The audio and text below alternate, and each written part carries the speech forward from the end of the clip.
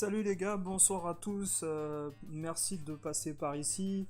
regarder un petit live autour de la Pixel Day. Alors, on a regardé quelques vidéos hier avec plusieurs personnes, hein. On a tous eu le même ressenti. Première chose, beaucoup de déception dans les vidéos retour, mis à part les 4 ou 5 youtubeurs qui étaient invités sur les stands pour parler de la Pixel Day. La plupart des clients, parce qu'il faut en parler, ça va être le principal sujet, je pense. Je dis bonjour à tous ceux qui passent dans le chat. On va regarder rapidement. Salut Ghostface, bonne séance de kiné à toi. Bon courage à toi hein, si t'as des soucis musculaires. Salut Japan Fusion. Salut Julien Chaudet, comment ça va? Salut Sad le Parisien. Ouais, salut Lander, salut Leidoumed. Leidoumed, ouais, je t'ai vu hier sur le chat de Edge aussi là. Avec Edge, on a discuté rapidement sur le chat aussi. Ouais, donc on va faire... j'ai préparé des photos. J'ai des photos au sujet des stands. Des stands qui étaient présents lors de cette Pixel Day. Alors bien sûr, après, on va commenter tout ça avec un appui de qualité avec, comment dire, des statistiques. Des statistiques. Si on peut parler ça... On peut parler comme ça. Alors, premièrement, voilà, je vais regarder le sondage parce que vous avez été beaucoup à répondre au sondage que j'ai mis sur ma page. Alors, je vais faire une petite capture pour vous montrer.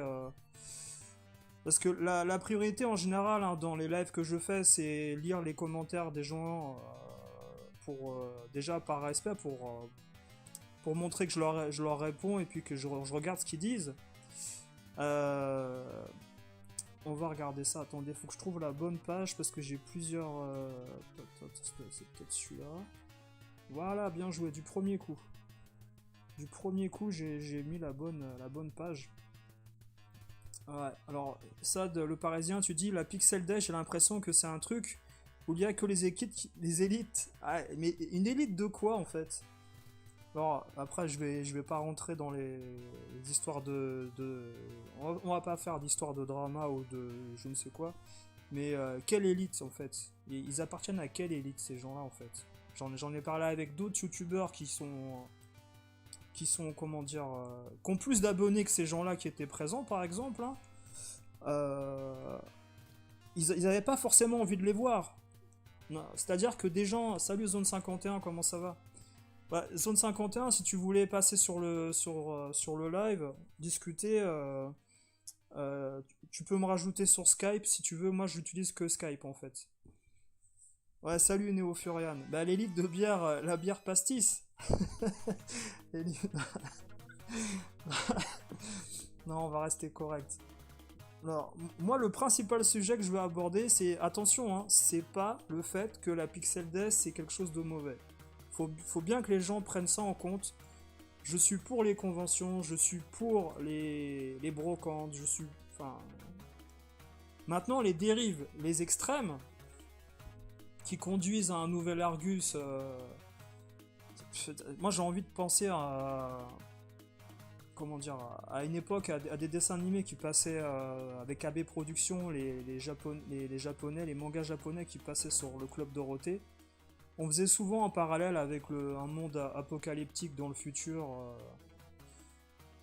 Là, tu te rends compte qu'au final, ce qui se passe actuellement à la Pixel Day, c'est bien pire que ce qu'on pouvait imaginer déjà avant que ça ait lieu. C'est-à-dire que si vous avez suivi un peu ma chaîne, après j'ai pas la prétention de dire que la plupart des gens suivent hein, ce que je raconte, mais déjà avec mon ancienne expérience dans les boutiques, j'ai pu vous parler de certains coulisses et puis... je vous avais dit déjà, je crois, ouais, début décembre. Au mois de décembre, je vous avais dit, la Pixel Day, c'est pas forcément une convention, c'est une brocante géante où vous avez des exposants qui vendent au-delà de l'Argus. Vous voyez ce que je veux dire? Alors après, je vais revenir à ce que je disais. Ouais, c'est façon de parler, ça aide, on est d'accord, ouais. C'est un cercle où les gens n'ont pas envie de rentrer, hein, en fait, c'est la vérité. C'est même pas un cercle fermé, je vous dis, c'est un cercle où les gens veulent même pas adhérer à ça, hein. Quand vous regardez le résultat des sondages, les gens, c'est-à-dire que moi j'ai fait un sondage, il y a actuellement 90 votes. C'est pas forcément non plus que des gens qui sont abonnés à ma chaîne qui ont voté, il y a des gens qui passent par là, voilà.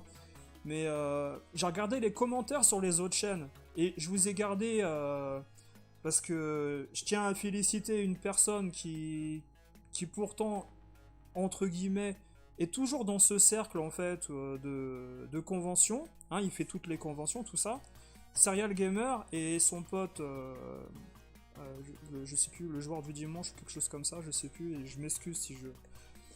Bah, ils ont fait une vidéo au net où ils ont été hyper déçus de cette brocante, parce que c'est pas une convention, la Pixel Day, c'est une brocante. Et puis ils ont parlé de tous les problèmes qu'il y a eu lors de cette convention. Mais on va regarder les commentaires, vous allez voir, c'est super intéressant.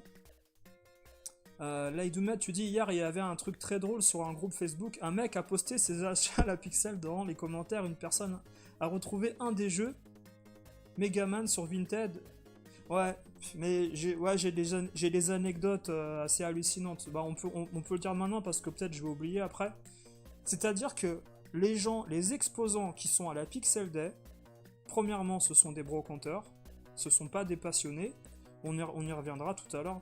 Ce sont des brocanteurs qui rachètent des jeux soit sur Vinted, qui rachètent des jeux soit dans des boutiques, et qui font les brocantes également, sur Rakuten, etc., et qui revendent les mêmes jeux plus chers à la Pixel Day, et ils se préparent pour la Pixel Day.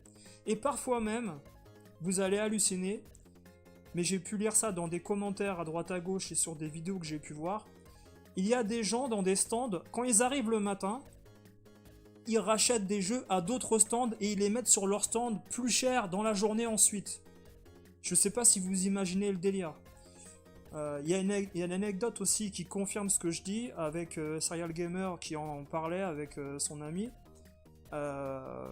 Ils ont posé la question à un exposant, mais pourquoi vous mettez les prix aussi élevés et plus chers que sur République? Parce que les prix sont plus chers qu'à République. Je sais pas, on a fait une vidéo le week-end dernier, il y a 2 semaines, avec un ami à moi qui est parti sur République, qui a pris des photos pour qu'on fasse le live.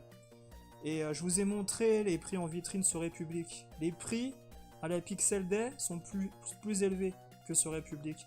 Alors que République, c'est censé être un endroit déjà au fort de l'Argus, hein.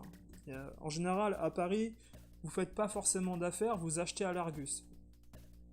Là où à la Pixel Day, bah, apparemment, tu peux même pas négocier. Ce côté brocante disparaît assez rapidement. Alors, attendez, je vais lire 2-3 commentaires hein, pour pas oublier. C'est ça, Zone 51, c'est-à-dire que moi, j'ai absolument rien contre la Pixel Day, l'organisation, tout ça. Le fléau de la Pixel Day, ce sont les exposants. C'est ça qui détruit tout en fait. Parce que vous payez 5 € à l'entrée pour participer aux achats. Ça, c'est quelque part un moyen de filtrer les gens qui veulent rentrer, voler des choses et être mal intentionnés, ou juste glander pour qu'il y ait trop de monde après, ça va être bordélique, on va dire. Mais le fait de faire payer aux gens 5 € déjà, tu rentres dans un cercle où tu vas être incité à acheter parce que tu te dis j'ai pas payé 5 € pour rentrer et me balader en fait, tu vois. Et moi je suis vraiment pour les gens qui organisent ce genre de brocante géante dans des gymnases. Bon, après les locaux c'est pas important du moment que c'est à l'abri, tu vois, même si c'est un gymnase d'école ou de collège on s'en fiche, hein. C'est un préfabriqué, c'est une tente, c'est organisé comme une brocante. Et tu vas regarder pour Skype, ouais, regarde. Ouais, et peut-être que Neofurian, tu vois, la prochaine Pixel Day, ça s'appellera la Pixel morte. Je sais pas. Ouais, mais j'ai aucun doute contre le fait que Ryu Gaming et d'autres organisateurs soient des gens très très compétents, très... Le problème de ces brocantes, ce sont les exposants. Et malheureusement, ce sont eux qui mettent en valeur la journée.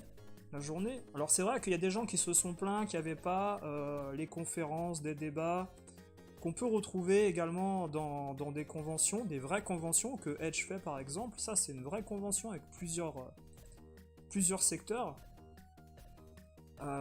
Ensuite, voilà, regardez le sondage et regardez les commentaires. Moi, je vous invite vraiment à aller voir toutes les vidéos, même des gens que vous aimez pas. Moi, j'ai entendu des gens dire, comment dire, qui sont allés à la Pixel Day, qu'ils ont dit, moi, je suis allé à la Pixel Day, mais j'avais pas envie de voir un tel, j'avais pas envie de voir un autre tel. Mais en allant à la Pixel Day, en fait, tu savais que t'allais voir ces gens-là, quoi qu'il arrive. Ces youtubeurs que t'aimes pas, ces gens que tu n'aimes pas, ces brocanteurs, parce que au final. Les gens que vous avez vus à la Pixel Day, ce sont des revendeurs et des brocanteurs pour la plupart, sauf Conquerax et Cyril Drevet. Mais les autres, ce sont des gens qui sont venus faire du commerce en fait, voilà. Euh, Alors pourquoi les youtubeurs ne dénoncent pas plus ça? Parce que tu vois ça, c'est parce que les youtubeurs qui ont été invités à la Pixel Day ou qui ont participé à la Pixel Day, ce sont des gens affiliés, on va dire, qui sont là pour faire la promotion du truc. C'est vrai que t'as des gens qui sont depuis un an en train de faire des annonces, je serai à la Pixel Day, ceci, cela. Et quand tu vois le résultat des sondages et des commentaires dans les autres vidéos, d'autres youtubeurs, les gens ne veulent pas voir les youtubeurs, ils en ont absolument rien à faire. Et il y a même eu des anecdotes où des gens ont essayé de parler normalement, hein, de faire un échange avec certains youtubeurs qui sont connus. Et ben, on a eu des retours comme quoi certains avaient la grosse tête. Alors je dis pas tous, mais c'est quand même dommage en fait de se déplacer sur place, faire la promo d'une convention. Et au final, tu échanges rien avec tes abonnés, tu échanges rien avec les clients de la Pixel Day en fait. Je sais pas si ça donne une bonne image. Moi, je me suis toujours posé une question, regardez, hein. Pour moi, Wawa qui fait du très bon travail au niveau de la réalisation de ses vidéos, c'est un gars qui ne va plus en Pixel Day. Alors, on sait tous que, voilà, il y a des youtubeurs qui sont trop connus aujourd'hui, qui demandent beaucoup d'argent pour se déplacer et venir. Alors que d'autres youtubeurs viennent gratuitement pour soutenir, en fait, les conventions. Après, il y a d'autres youtubeurs qui veulent plus y aller parce qu'ils sont pas rémunérés ou pas rémunérés à la valeur du nombre d'abonnés qu'ils véhiculent. Enfin bref. Et moi je me suis toujours demandé pourquoi certains youtubeurs ne vont plus... Enfin youtubeurs... J'ai pas, en fait j'en ai marre de dire youtubeurs parce que c'est plus des influenceurs, voilà la vérité. Pourquoi ces influenceurs ne vont plus en Pixel Day en fait? Est-ce que c'est parce que ces gens-là se sont rendus compte que c'était un marché à ciel ouvert ou un marché dans un gymnase? Et il n'y avait plus d'interaction avec les abonnés.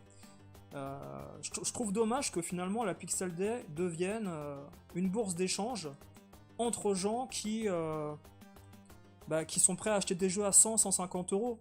Je trouve triste quelque part que des gens fassent des retours de Pixel Day en disant les prix c'est un scandale, ceci, cela, mais j'ai dépensé quand même 400 euros.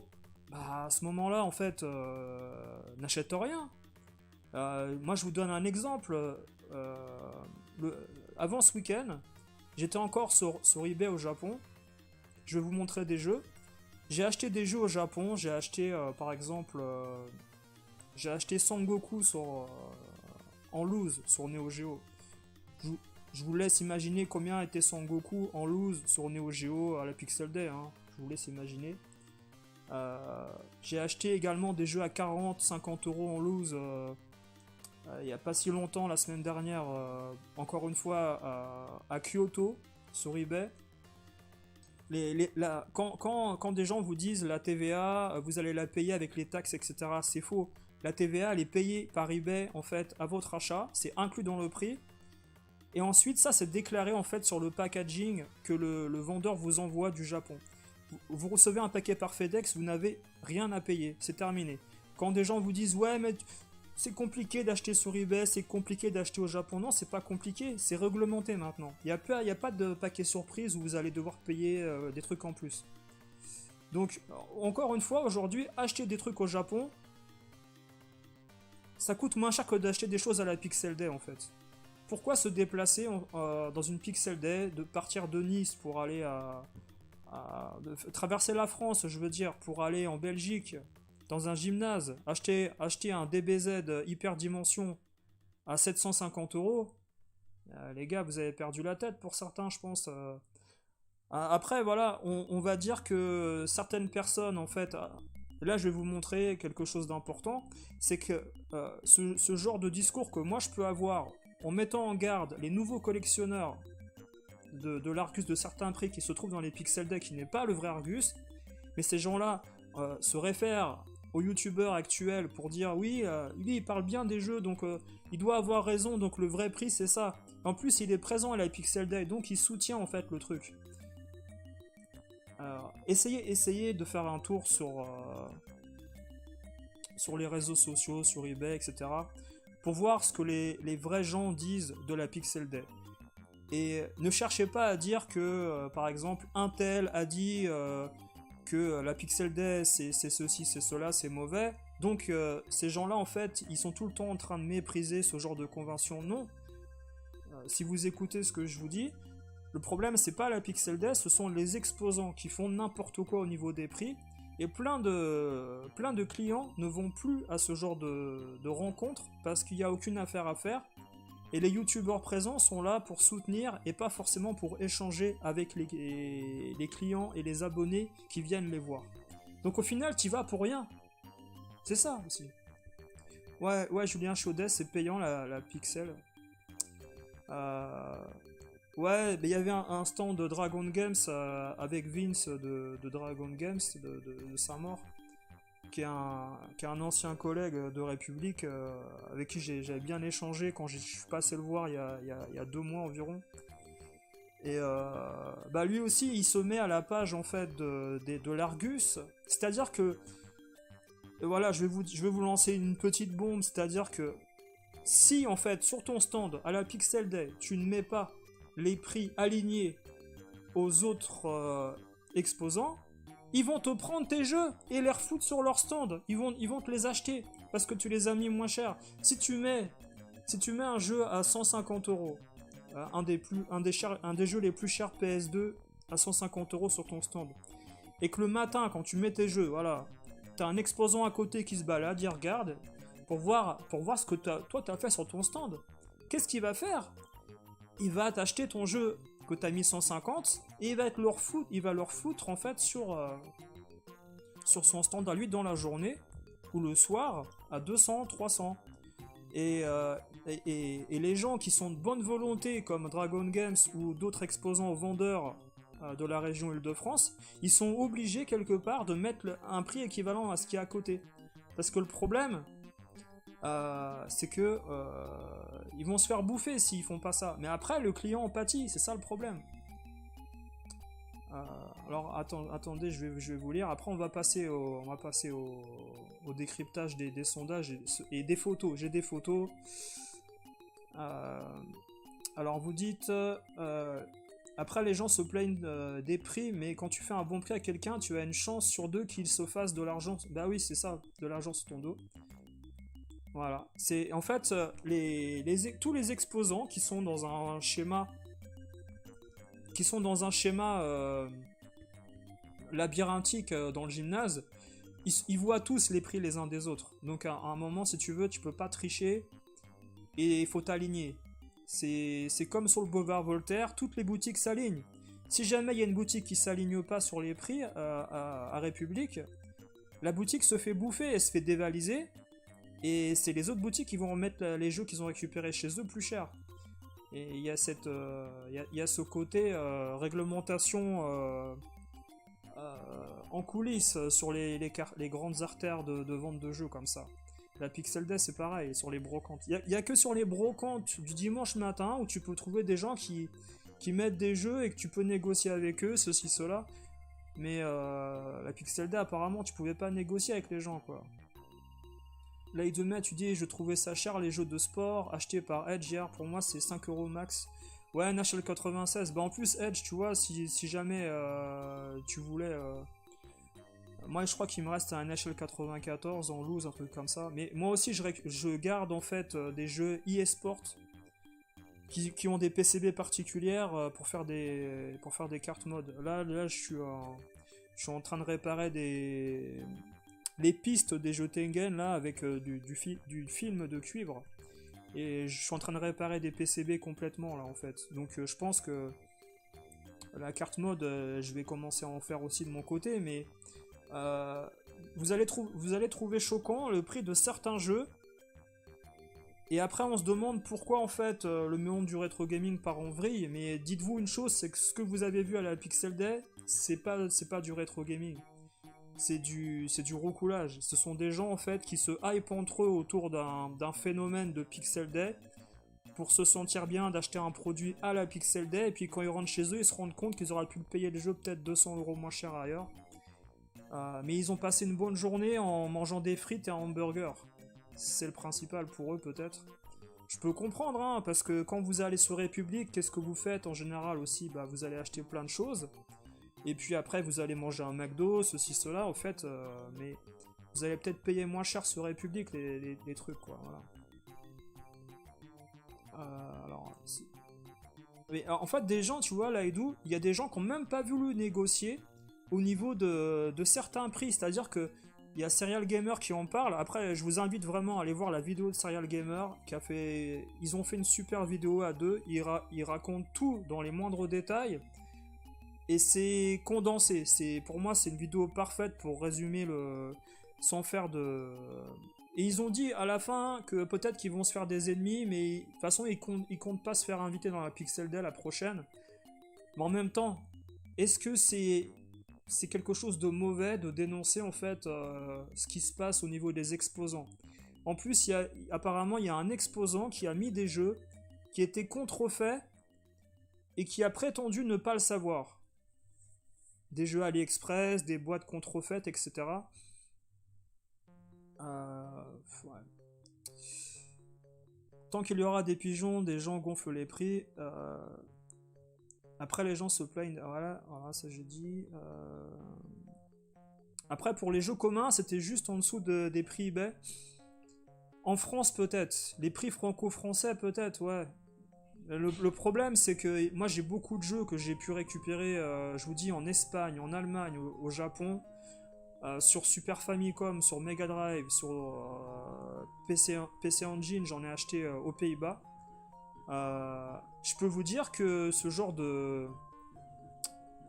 compagnie, pour moi, en fait, enfin de compagnie, ce genre de convention, pour moi, ça apporte pas grand-chose au final. Parce que les prix sont largement plus élevés qu'ailleurs. Il y avait Heartbreak TV, ils sont encore en vie, eux. Ils sont toujours là. Oh là là. Donc, en fait, c'est ça, c'est... Je vous avais parlé de ce phénomène de brocanteur qui fait des recherches en brocante et qui ensuite utilise les jeux qu'il a récupérés en brocante pour les revendre à la Pixel Day ou les revendre également sur leur site eBay ou Rakuten. La plupart des gens qui font des brocantes, qui font des vides-greniers, des vlogs greniers, des recherches, ce sont des revendeurs. Ce ne sont pas des passionnés de jeux vidéo, ce ne sont pas des gens en fait qui jouent à leur jeu. La Pixel Day, qu'est-ce qu'on a vu à la Pixel Day depuis des années? Ce sont des gens qui achètent des objets de collection à la jaquette ou à la boîte. Ce sont pas des gens en fait qui jouent à leur jeu.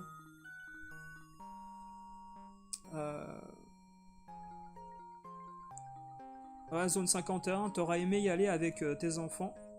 Mais le problème c'est qu'il n'y a que des stands de brocante et mes enfants. Ouais, bah oui. Bah oui, ouais, c'est payant Julien, j'avais dit. Ça fait 6 ans que j'achète au Japon aussi, toi. Ouais, d'accord.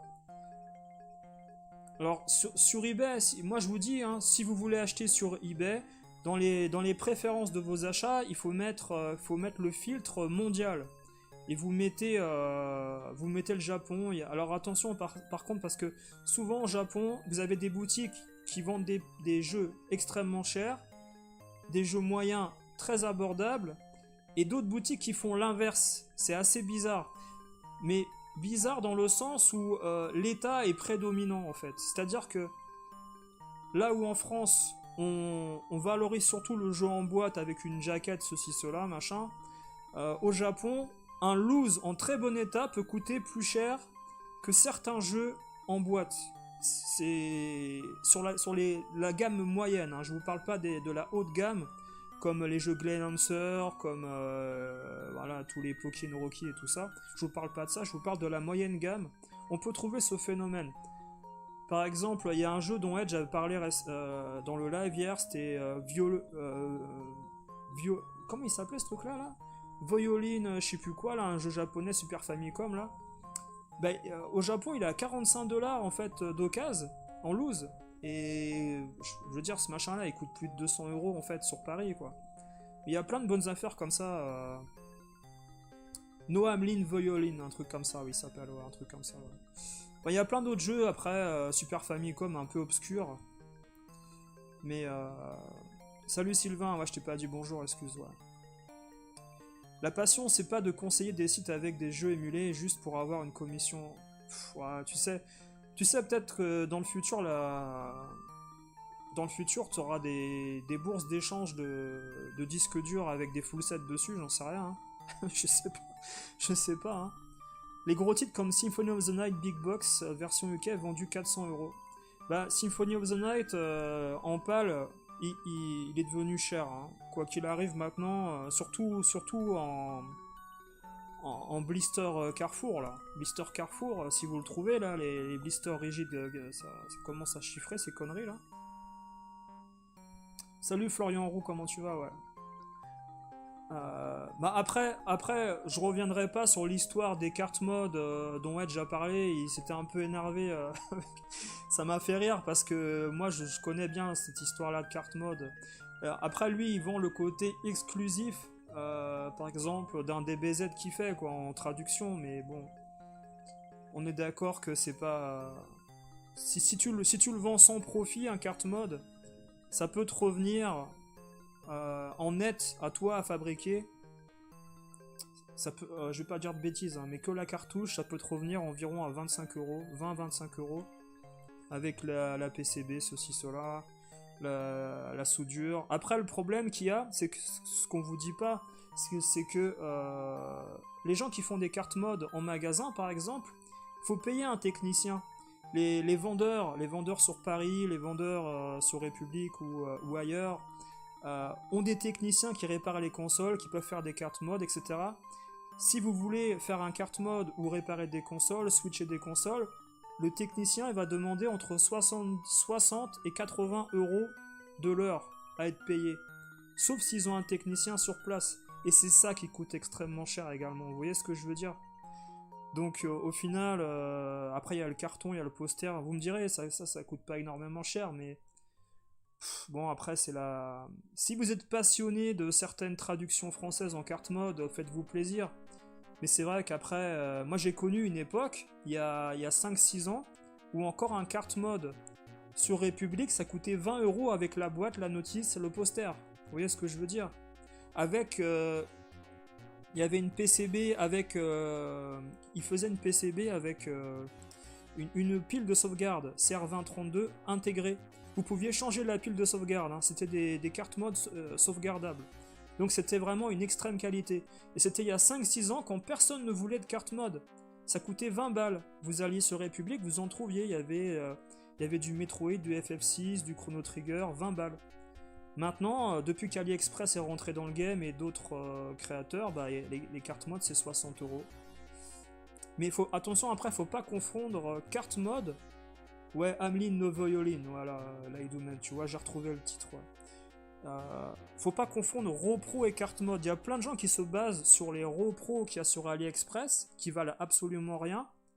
Et il y a les cartes mode, où là, vous prenez une vraie PCB, vous allez réintégrer sur une EEPROM, vous allez réintégrer le logiciel que vous voulez mettre sur la PCB, et il faut ressouder tout ça après, vous voyez ce que je veux dire ? Quand vous faites un Star Fox 2, il faut utiliser une puce FX également qui est présente sur la PCB avec l'ancien jeu, quoi. C'est un peu plus compliqué, quoi. Donc, sincèrement, je donnerais pas plus d'avis sur les cartes mode, mais je pense que de toute façon, c'est le futur. Malheureusement, c'est le futur du jeu vidéo. Ça coûte tellement cher. Regardez les prix des jeux. Moi, je suis d'accord quand Edge dit que aujourd'hui, c'est pas raisonnable d'acheter un jeu dans une Pixel Day à 150€. C'est devenu un luxe, tu vois, tu dis Florian Roux, il suffit d'observer les prix des jeunesses en boîte. Les Chinois font des cartes mode de qualité. Alors, je vais vous dire un truc, c'est que moi j'ai acheté par exemple Earthbound en anglais. Moi j'achète mes cartes mode en anglais sur AliExpress, ce que j'avais acheté en 2017. J'avais acheté Chrono Trigger en anglais, parce que je suis bilingue. Après, il y a des gens, voilà, peut-être ça leur pose souci. J'avais acheté Earthbound, et j'avais acheté un troisième jeu, un RPG, je sais plus. Les boîtes des jaquettes. Enfin, les boîtes, qu'est-ce que je dis, les boîtes des jaquettes, les boîtes en carton de la Super NES, sur AliExpress, les couleurs se barrent. Et elles deviennent de plus en plus pâles, même à l'ombre. Hein. C'est de la qualité d'impression vraiment merdique. Hein. Je vous le dis, les boîtes AliExpress, c'est vraiment pourri. Hein. Il n'y a que le noir qui reste bien, mais tout ce qui est jaune, pâle, rouge, comme Earthbound, là, vous voyez, ça se barre. Et par contre, voilà, j'ai Agané en carte mode en version pâle. La boîte est toujours nickel. Mais sincèrement, ouais, 60 euros, 100 euros, ça fait cher. Je suis d'accord avec vous, je suis d'accord. Ouais, je suis d'accord. Faut que ça reste vraiment abordable. Ouais. Landers, tu dis, j'aime bien la chaîne de Ryu, mais je sais pas, à un certain moment, j'ai plus support. Bah, Ryu, il fait beaucoup, vous savez, de... Comment ça s'appelle, de collector. Il fait beaucoup d'unboxing de trucs collector. Hop, alors attendez, je vais vous mettre... On va passer aux photos, vous inquiétez pas. Et aux commentaires, parce qu'il y a des commentaires super intéressants autour de la Pixel Deck que j'ai trouvé sur des chaînes. Alors voilà, regardez, moi j'avais posé ce sondage par rapport à la Pixel Day et je m'étais posé la question de savoir si pour vous déplacer à la Pixel Day, quel intérêt ça avait en fait. Quel intérêt, dans le sens où c'était rencontrer des youtubeurs, voilà, passer une bonne journée avec des amis, rencontrer des gens sympas, etc. Le but de trouver un jeu en brocante. Et si parmi vous, il y avait des gens qui avaient été hyper déçus de leur retour de la Pixel Day par rapport à ce qu'on leur avait raconté sur la Pixel Day, c'est-à-dire que la Pixel Day, c'est pas forcément Disneyland. Vous allez trouver des choses, voir des choses, mais est-ce que vous allez acheter en fait? C'est ça le problème, est-ce que vous allez acheter? Il y a 27% des gens qui considèrent la Pixel Day comme un marché de jeux essentiellement, une brocante. Rencontrer des youtubeurs, ça vous intéresse absolument pas. Alors, est-ce que ce sont les youtubeurs présents qui vous intéressent pas?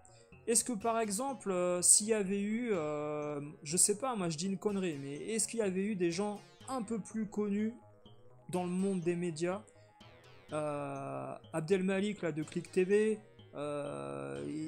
d'autres, je sais pas moi. Après, je sais que ces gens-là, par exemple, Julien Chies par exemple, jamais de la vie il va se déplacer dans une Pixel Day. Et après, est-ce qu'il a envie de rencontrer des abonnés? Lui, je suis pas certain. Mais ce que je veux dire en fait, c'est est-ce que les gens présents sur place ont attiré du public Ils vous ont attiré. La première raison pour laquelle vous êtes allé à la Pixel Day, vous, c'est pour acheter des jeux en fait. Il y a que 10... Et le sondage était encore plus bas à une époque, il y avait moins de 10%, on était à 5% hier, il y avait une soixantaine de votes. Mais rencontrer des youtubeurs, en fait, ça vous intéresse pas du tout. Voilà. Et puis il y a quand même 34% des gens qui ont trouvé en fait la Pixel Day hyper décevante par rapport à ce que eux ils imaginaient. Alors regardez, alors j'ai trouvé, t'as trouvé Symphony of the Night à 2€ à 15h dans une brocante, il a 8 ans. Tu t'as précisé l'heure, c'est bien. Mais il y a quelqu'un qui disait que l'heure c'est important à laquelle tu vas dans une Pixel Day. En fait, c'est pas qu'il n'y a pas d'heure, c'est que les exposants qui sont là avant 10h du matin, voire la veille, ben ces gens-là en fait, ils font déjà des affaires avant que ça soit ouvert. Il faudrait réglementer un peu comme la bourse, hein, tu sais, tu peux pas faire d'échange avant 9h, l'heure d'ouverture de la bourse le matin, tu vois. Il faudrait faire pareil en fait. Ah, tu te ferais une sacrée plus-value, ouais, c'est sûr. Sylvain, tu dis, perso, je peux plus acheter, alors je me penche sur le FPGA au moins, c'est ce qui se rapproche le plus de mes sensations Super NES. Ouais. Metroid 2 Mint sur Game Boy pour moi, mais j'ai échangé contre une Neo Geo no fake. En fait, mais je sais pas si depuis tout à l'heure tu racontes n'importe quoi sur le 51 exprès. Quelle douille. Pareil, j'achète quasiment plus rien depuis 2019 et là, les prix sont vraiment très hauts. J'ai payé 5 balles en brocante et le mec me voulait absolument. On peut dire que j'ai fait une bonne affaire. Enfin, maintenant, c'est lui qui doit être content. Salut Raidencraft, ouais. Les prix sont exorbitants, ouais. Ah, c'est vrai. Ils se font leur business. Avant, j'ai vu sur la chaîne de Retropolo et ça bien avant l'ouverture. Et voilà, voilà Sylvain. Sylvain, de toute façon, tu sais, ça c'est un secret de polichinelle. C'est-à-dire qu'on le sait qu'ils font des affaires avant. Et nous, clients, on peut pas avoir accès à ça en fait. Vous voyez ce que je veux dire? Ah ouais, ouais, mais c'est ça, mais tu commences à peine à déballer. En plus, si tu mets les prix déjà très bas, tu vas te faire prendre tes jeux et les mecs vont les mettre sur leur stand dans la journée ensuite. Tu vas te faire niquer. Euh... Ouais, Leidou, tu dis, je suis parti à la Pixel Day pour avoir quelques autographes sur mes jeux. Ça, c'est pas bête, j'avoue. Mais est-ce que du coup Miyamoto, il était à la Pixel Day? Parce que moi, sincèrement, qu'un YouTuber me signe un autographe sur mon jeu, j'en ai rien à faire. Tu vois ce que je veux dire? Si Boyasnes, il me fait un autographe sur Mario World, j'en ai rien à foutre. À la limite, je l'interdis de faire ça, tu vois? Non, mais bon, voilà. Tu dis Raidencraft, Edge, il a raison, il faut faire une opération, tous les jeux à 5 euros. Je sais pas, je sais pas, ou alors faut interdire les autres stands de t'acheter tes trucs. Il faut donner ça qu'aux clients en fait, tu vois ce que je veux dire? Il faudrait il faudrait réglementer en fait l'ouverture du marché en fait quand tu fais une Pixel Day. Parce que si tu fais un stand à 5 euros, dis-toi que tous les rapaces des autres stands, ils vont venir te les prendre tes jeux. Moi j'avais fait une brocante pour vous dire, hein, j'avais fait une brocante jeux vidéo dans le 94 ça remonte, hein. C'était en 95 pour m'acheter ma PS1, j'avais revendu des jeux Super NES. J'avais du World Heroes, j'avais des gros jeux sur Super NES complets en boîte, tout ça. Évidemment, pour que ça se passe bien, j'avais des potes de cité qui étaient venus avec moi pour protéger le stand, mais on a vendu en fait, j'ai pu m'acheter une PlayStation 1 cash, j'ai vendu en fait environ 10 jeux Super NES complets, 250 francs chacun, mais à l'époque 250 francs ça équivalait à du 35-40 euros aujourd'hui, et si tu veux en fait, c'est compliqué en fait de se dire je vais fixer un prix. Moi j'avais fixé les prix sur mon stand par rapport à République à l'époque.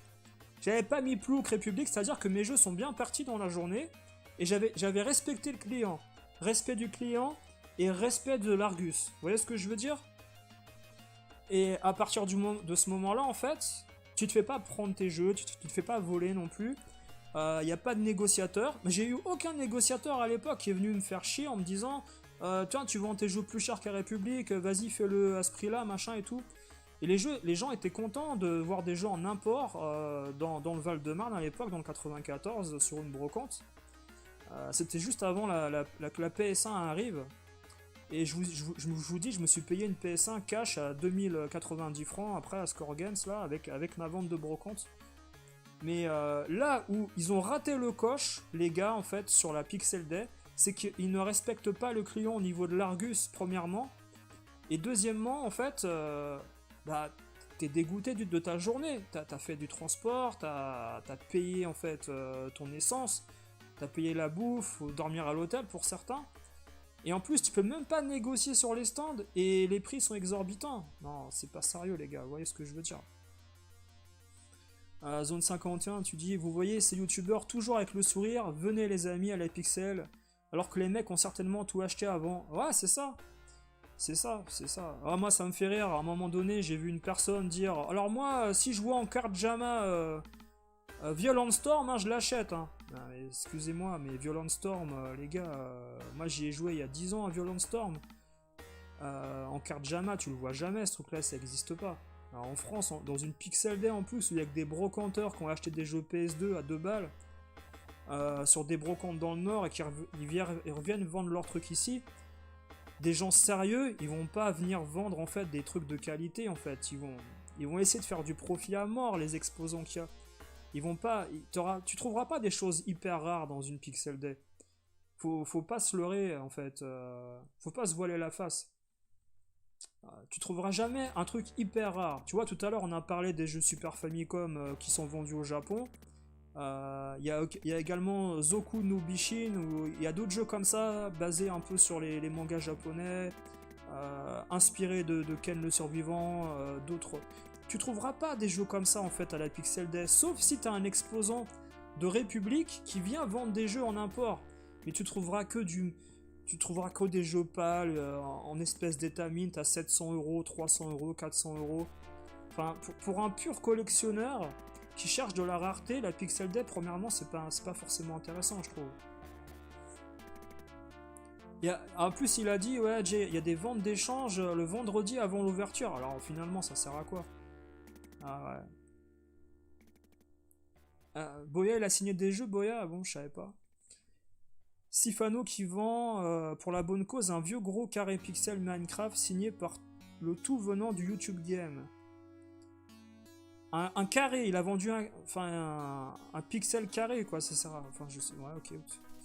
Moi, je suis un collectionneur, tu dis Raiden Craft, à moindre coût, je collectionne les FIFA. D'accord. Ouais, il y en a qui diront qu'on n'a pas forcément de goût de collectionner des FIFA et des... etc. Ah là, il y a vos avis, on va passer à vos avis. Allez. Alors... Canedabs, il dit j'ai vu 2-3 vidéos aussi et j'ai le sentiment au vu des prix cités dans les vidéos que c'est juste une foire aux pigeons. Je comprends pas l'enthousiasme de certains. Sérieux, les prix sont abusés. Entre passionnés, les prix devraient être bas. Tout est relatif, mais bas par rapport au code eBay boutique. Mais non, c'est aussi cher, si ce n'est plus cher que Internet. Aucun intérêt pour lui d'aller à la Pixel Day. Joe Mokori dit de ce que je pense, il y en a, ils font ce qu'ils veulent. Le seul truc que je sais, c'est que j'ai jamais été et je n'aurais jamais allé à des events ou autres de gamers, car c'est pas du tout mon truc, ce milieu. Je ne veux pas en faire partie. Ça, c'est quelque chose de significatif aussi, c'est que vous avez plein de gens qui veulent pas appartenir à ce milieu en fait du YouTube game dans les Pixel Day. C'est pour ça que pour eux en fait, voir un YouTuber en fait signer un jeu ou un autographe, ils en ont rien à faire. Et voilà, Serial Gamer, il racontait une anecdote où il y en a qui lui ont même pas dit bonjour alors que lui a été poli avec les gens, etc. Je trouve ça dommage en fait, parce que quand les youtubeurs disent ouais, je vous dois tout, c'est grâce à vous que je suis là, je suis content de partager des choses, ouais, mais en fait, au final, l'abonné il a jamais rien en retour en fait. Des gens ont beaucoup de soutien, beaucoup de cadeaux, ils envoient des dons, des cadeaux, et en fait, quand on a les moyens de les rencontrer dans une Pixel Day ou quoi, il n'y a pas d'échange. Enfin, pour certains, hein, pas pour tous, il y en a qui ont certainement dû parler. Hein. Alors, Florian Roux, il dit j'ai regardé 2-3 vidéos sur la Pixel Day, les prix deviennent ouf. C'est devenu un marché d'art. Des prix au plus haut, des prix plus haut que les prix eBay. Sanchiro, il dit moi perso, ça m'intéresse absolument pas, c'est une véritable escroquerie organisée. Jamais je dépenserai un centime là-haut, les youtubeurs, laisse-moi rire, j'en ai rien à faire. 95% de ces mecs, je les ignore complètement, ils ne servent à rien. Par contre, j'aime beaucoup tes vidéos, change rien. Ah, merci à toi. Neko Photographie, il dit c'est un concours de bistouquette. Alors, c'est vrai ou pas vrai, je sais pas si c'est un concours de qui a la plus grande collection ou je ne sais quoi. Parce qu'au final, quand vous regardez en fait les exposants, ils s'alignent tous au niveau des prix. Alors peut-être qu'après, vous avez certains youtubeurs voilà, qui sont contents et se vantent d'être présents. Je peux comprendre, hein. Mais bon, sincèrement, après, ça apporte pas grand-chose, je veux dire, de voir un youtubeur que t'as apprécié pour certaines vidéos. Moi, par exemple, je serais plus content de voir des gars comme Wise Pixel, par exemple. Wise Pixel, ça me ferait plaisir de le voir, etc. Parce que c'est des gens qui apportent des choses dans le rétro gaming et dans les conventions. Contrairement à d'autres youtubeurs qui sont là pour vendre en fait leurs produits tout le temps dans leurs vidéos. Voilà, n'oubliez pas avec le code promo, hein, vous pouvez acheter votre grand-mère. Tu vois, on en est là en fait. Alors attendez. Euh, Moi je suis un. Voilà. Il faut se dire que cette pixel c'est comme la foire au vin ou à la merguez. Les gars savent que c'est le jour où ils vont pouvoir vendre un max car les gens qui y vont sont dans l'ambiance. Ouais, excusez-moi, j'ai du mal à lire parce que je vois pas très bien en fait. Petit problème. Et le truc, c'est que est-ce que en fait, au final, ces gens-là ont vendu beaucoup de choses? Est-ce qu'ils ont vendu beaucoup de choses? Vous voyez ce que je veux dire à la fin de leur journée? Je suis pas certain hein, ils aient fait un bon rapport qualité-prix. Hein. Au niveau de comment dire? Au niveau en fait du transport pour trimballer tous leurs trucs là dans leur voiture ou leur estafette ou le train. Venir à la Pixel Day, mettre tous ces machins exposés, au final, en fait, est-ce que ces gens-là ont fait des affaires en se déplaçant? Je me pose toujours la question de savoir si ça vaut le coup pour un exposant de venir dans une Pixel Day chercher à vendre des trucs, sachant qu'il va mettre les prix aussi cher que le voisin, parce que sinon il va se faire voler tous ces jeux avant que la brocante commence. Et bon, voilà, je suis pas certain en fait que ces gars-là en fait qui viennent dans ces Pixel Day soient contents à la fin de leur journée, voilà. Un gros pixel carton carré, tu dis aux couleurs de Minecraft. Ah là là, mon dieu. Oui, là, va voir la vidéo de Serial Gamer, ils en parlent très bien et je suis sûr que je vais oublier des choses dont ils ont parlé que j'aurais voulu dire. Conquerax, malgré tout ce que l'on peut dire sur lui, il a l'air accessible et gentil. Bah écoute, pourquoi pas, hein, ouais, moi j'ai aucun avis, j'en sais rien du tout. C'est pas des gens que j'idolâtre, hein, moi j'idolâtre absolument personne. Ça m'a fait rire d'un côté que voilà, Edge il parle en fait de certaines personnes dans la vidéo qu'il a pu rencontrer qui n'aiment pas du tout en fait ce que j'ai véhiculé les mois précédents par rapport à ce que j'ai raconté sur eux, mais malheureusement c'est la vérité quoi. Comment tu en fait, on va pas polémiquer sur ça, mais moi je suis fier en fait, je vous le dis, hein, moi je suis fier de dénoncer les magouilles de certains. Et pour moi en fait, ne pas être aimé par certaines personnes, c'est pas du tout. Pour moi c'est tout bénéfique en fait pour mon intégrité. Faut toujours garder l'estime de soi et son intégrité par rapport à ses comment dire sa façon de penser. Et comment dire, le Serial Gamer, ce qu'il a fait en parlant sur la Pixel Day, même s'il y a été, mais il a dit ce qui allait pas, hein, voilà. Moi j'ai prévenu les gens déjà depuis un petit moment de ce qui allait se passer là-bas, mais voilà, et ils ont mis les prix encore plus élevés qu'ailleurs. Les youtubeurs sont devenus des vendeurs professionnels, bah, je pense que alors moi je vais vous raconter une anecdote. Quand je faisais, c'était il y a 3 ans, c'était il y a 3 ans, quand je faisais encore des patchs sur PES 6, j'avais été contacté par une boîte de communication parce que j'ai une page Facebook dédiée à PES où il y a quand même 6500 abonnés déjà depuis beaucoup d'années. On a eu énormément de téléchargements sur les patchs PES, ça a beaucoup de succès. J'avais été contacté par une boîte de communication en fait pour être sponsorisé et parler de certains produits.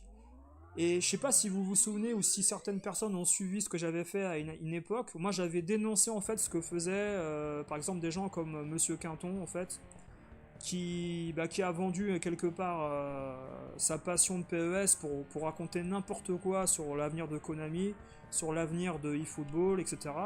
Nous, on avait dénoncé ça en fait, et j'avais refusé en fait l'offre de sponsors qui m'aurait boosté ma chaîne à l'époque, parce que dites-vous une chose, Webedia et d'autres compagnies qui sont là pour entourer des grands youtubeurs, il y a beaucoup d'abonnés qui n'existent pas en fait. Et ces compagnies achètent des abonnés pour vous, et en contrepartie, vous faites la promo de leurs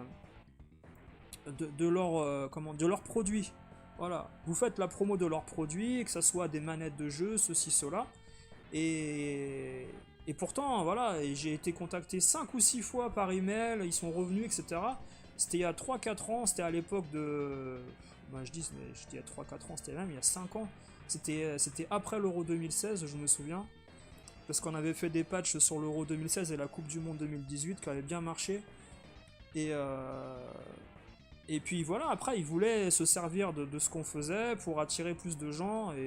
Mais bon, moi, c'est pas que ça m'intéresse pas, c'est que mentir sur des produits, etc. Je pense pas que tu puisses garder ton intégrité à un moment quand tu parles d'un produit déjà qui marche pas bien, de manettes, de ci, de ça, de mugs. Vous avez beaucoup de youtubeurs aujourd'hui qui ouvrent des boutiques.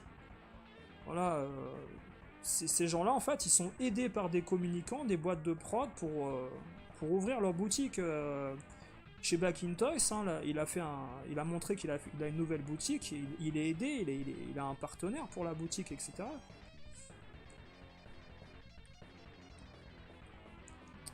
Alors, vous parlez de prise de jack, alors là, j'ai pas suivi, les gars. Ah, tu veux jouer, d'accord, ouais. Makaimura. Ah oui, alors, et vous avez vu la figurine qui vendait à 400 €. Une figurine à 400 €, alors elle est exclusive, elle est rare, etc. Mais est-ce que vous, de votre côté, vous avez envie de payer 400 € pour une figurine, sachant que les Hot Toys, c'est entre 200... Enfin, c'est entre 150 et 300 € une figurine Hot Toys. Vous allez chez Moi, je fais de la promo, par exemple, pour Obi-Wan. Allez chez Obi-Wan à Paris.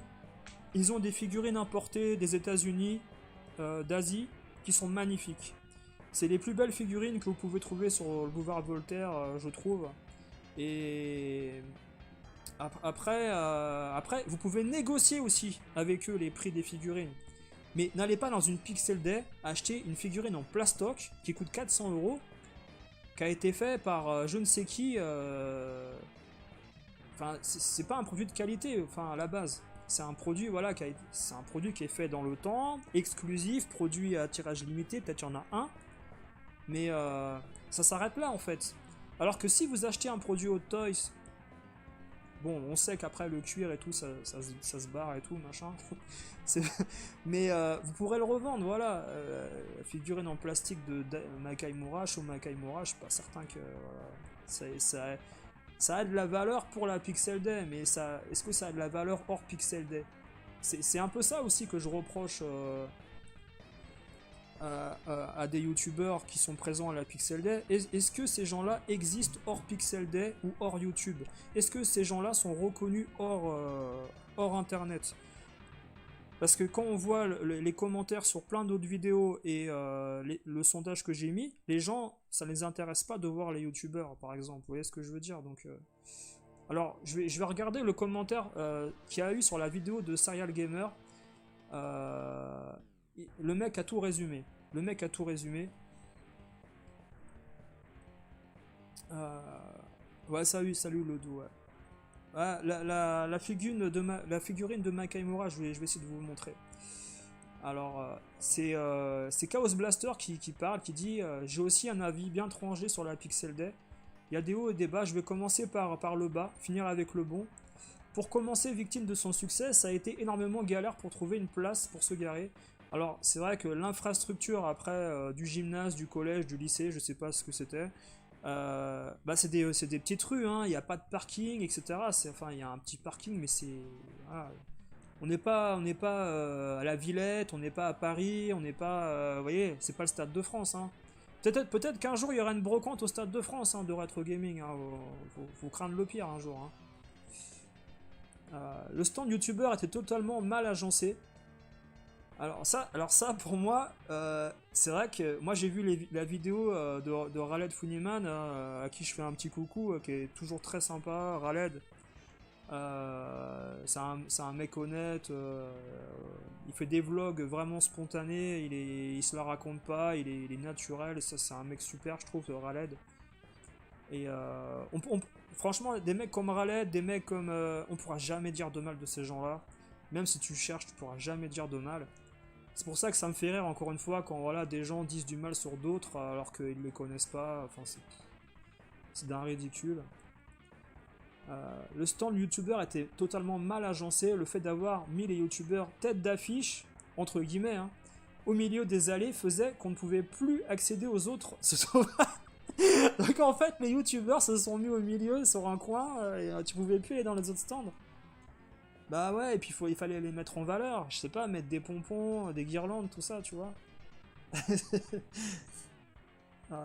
Pourquoi ne pas mettre les têtes d'affiche ensemble sous la forme d'une allée où ils peuvent se suivre? Mais surtout qu'il y ait une file d'attente, peut-être embellir le truc, comme à la Paris Games Week. Vous voyez ce que je veux dire? Alors, ah, elle est en résine. Ah, d'accord, ok, d'accord. Ah, en plus, il y a 100 pièces au monde.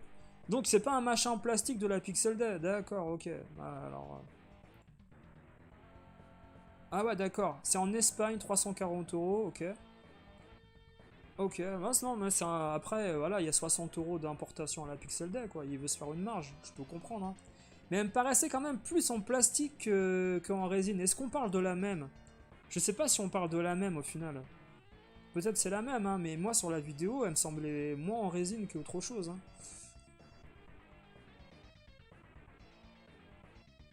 Donc voilà le problème des youtubeurs qui sont pas mis en valeur. Il y a peut-être pas des gens que les gens apprécient. Il faut mettre plus de variété, peut-être des femmes aussi. Hein. Moi je pense qu'une personne comme Nat du Grenier là, les vlogs du Grenier, même si voilà elle fait de la brocante et c'est pas, ça vole pas très haut, mais c'est quelque chose qui se font bien en fait dans une brocante. Hein. Nat les vlogs du Grenier, elle aurait été là, elle aurait ramené du peuple. Hein. Ça c'est sûr et certain. Hein.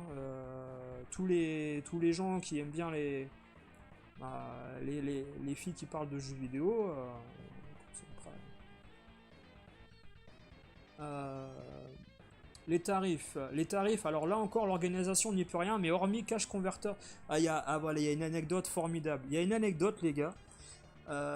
Encore une fois, franchement, Serial Gamer, tu m'as tué.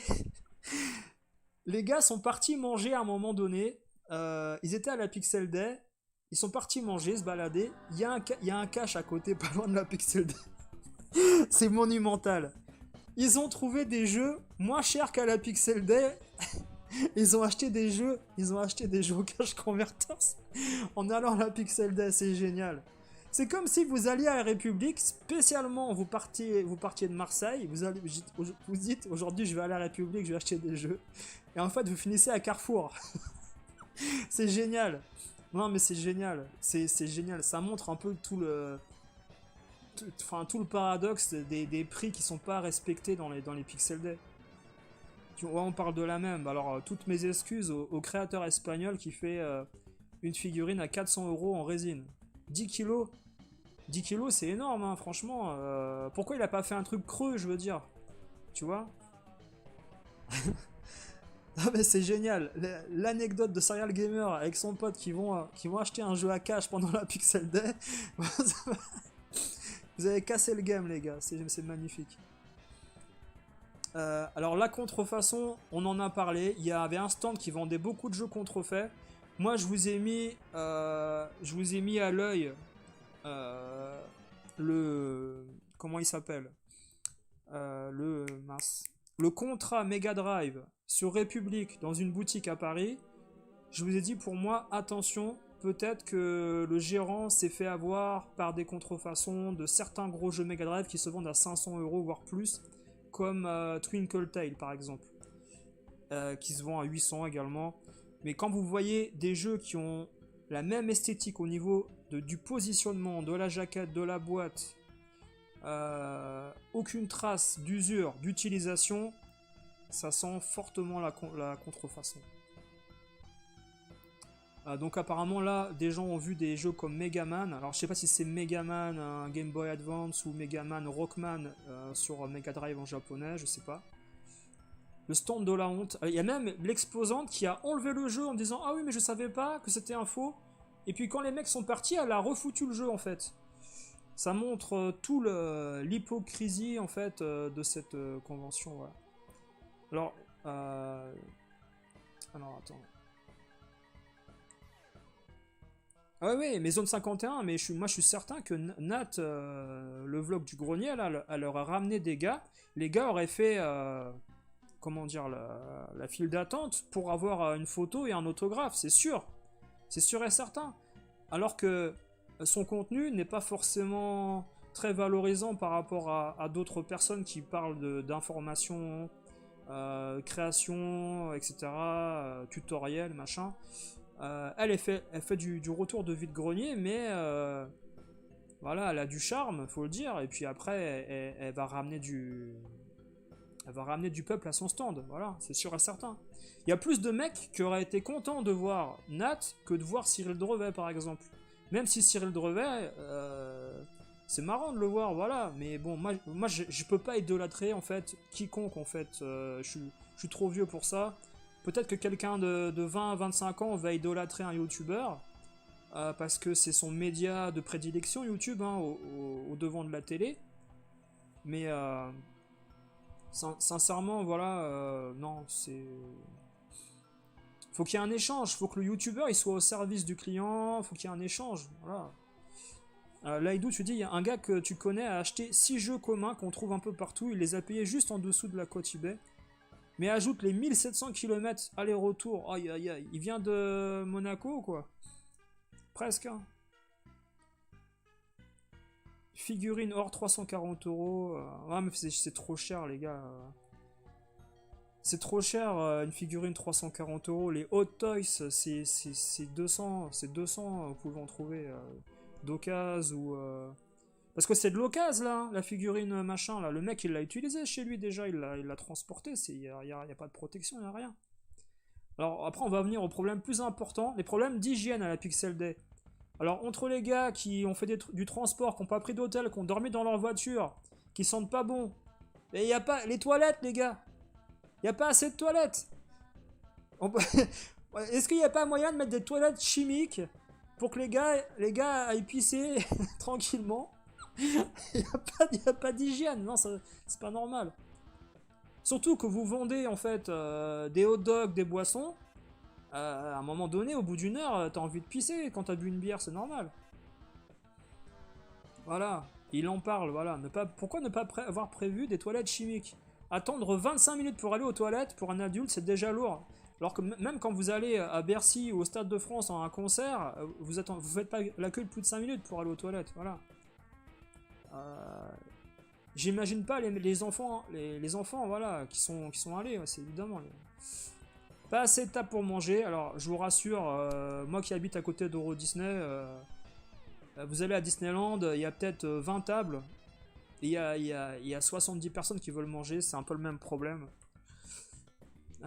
Beaucoup de stands qui ne prenaient pas la carte bleue, et aucun distributeur dans les coins. Mais c'est bon. Alors là en fait ouais c'est pas cool.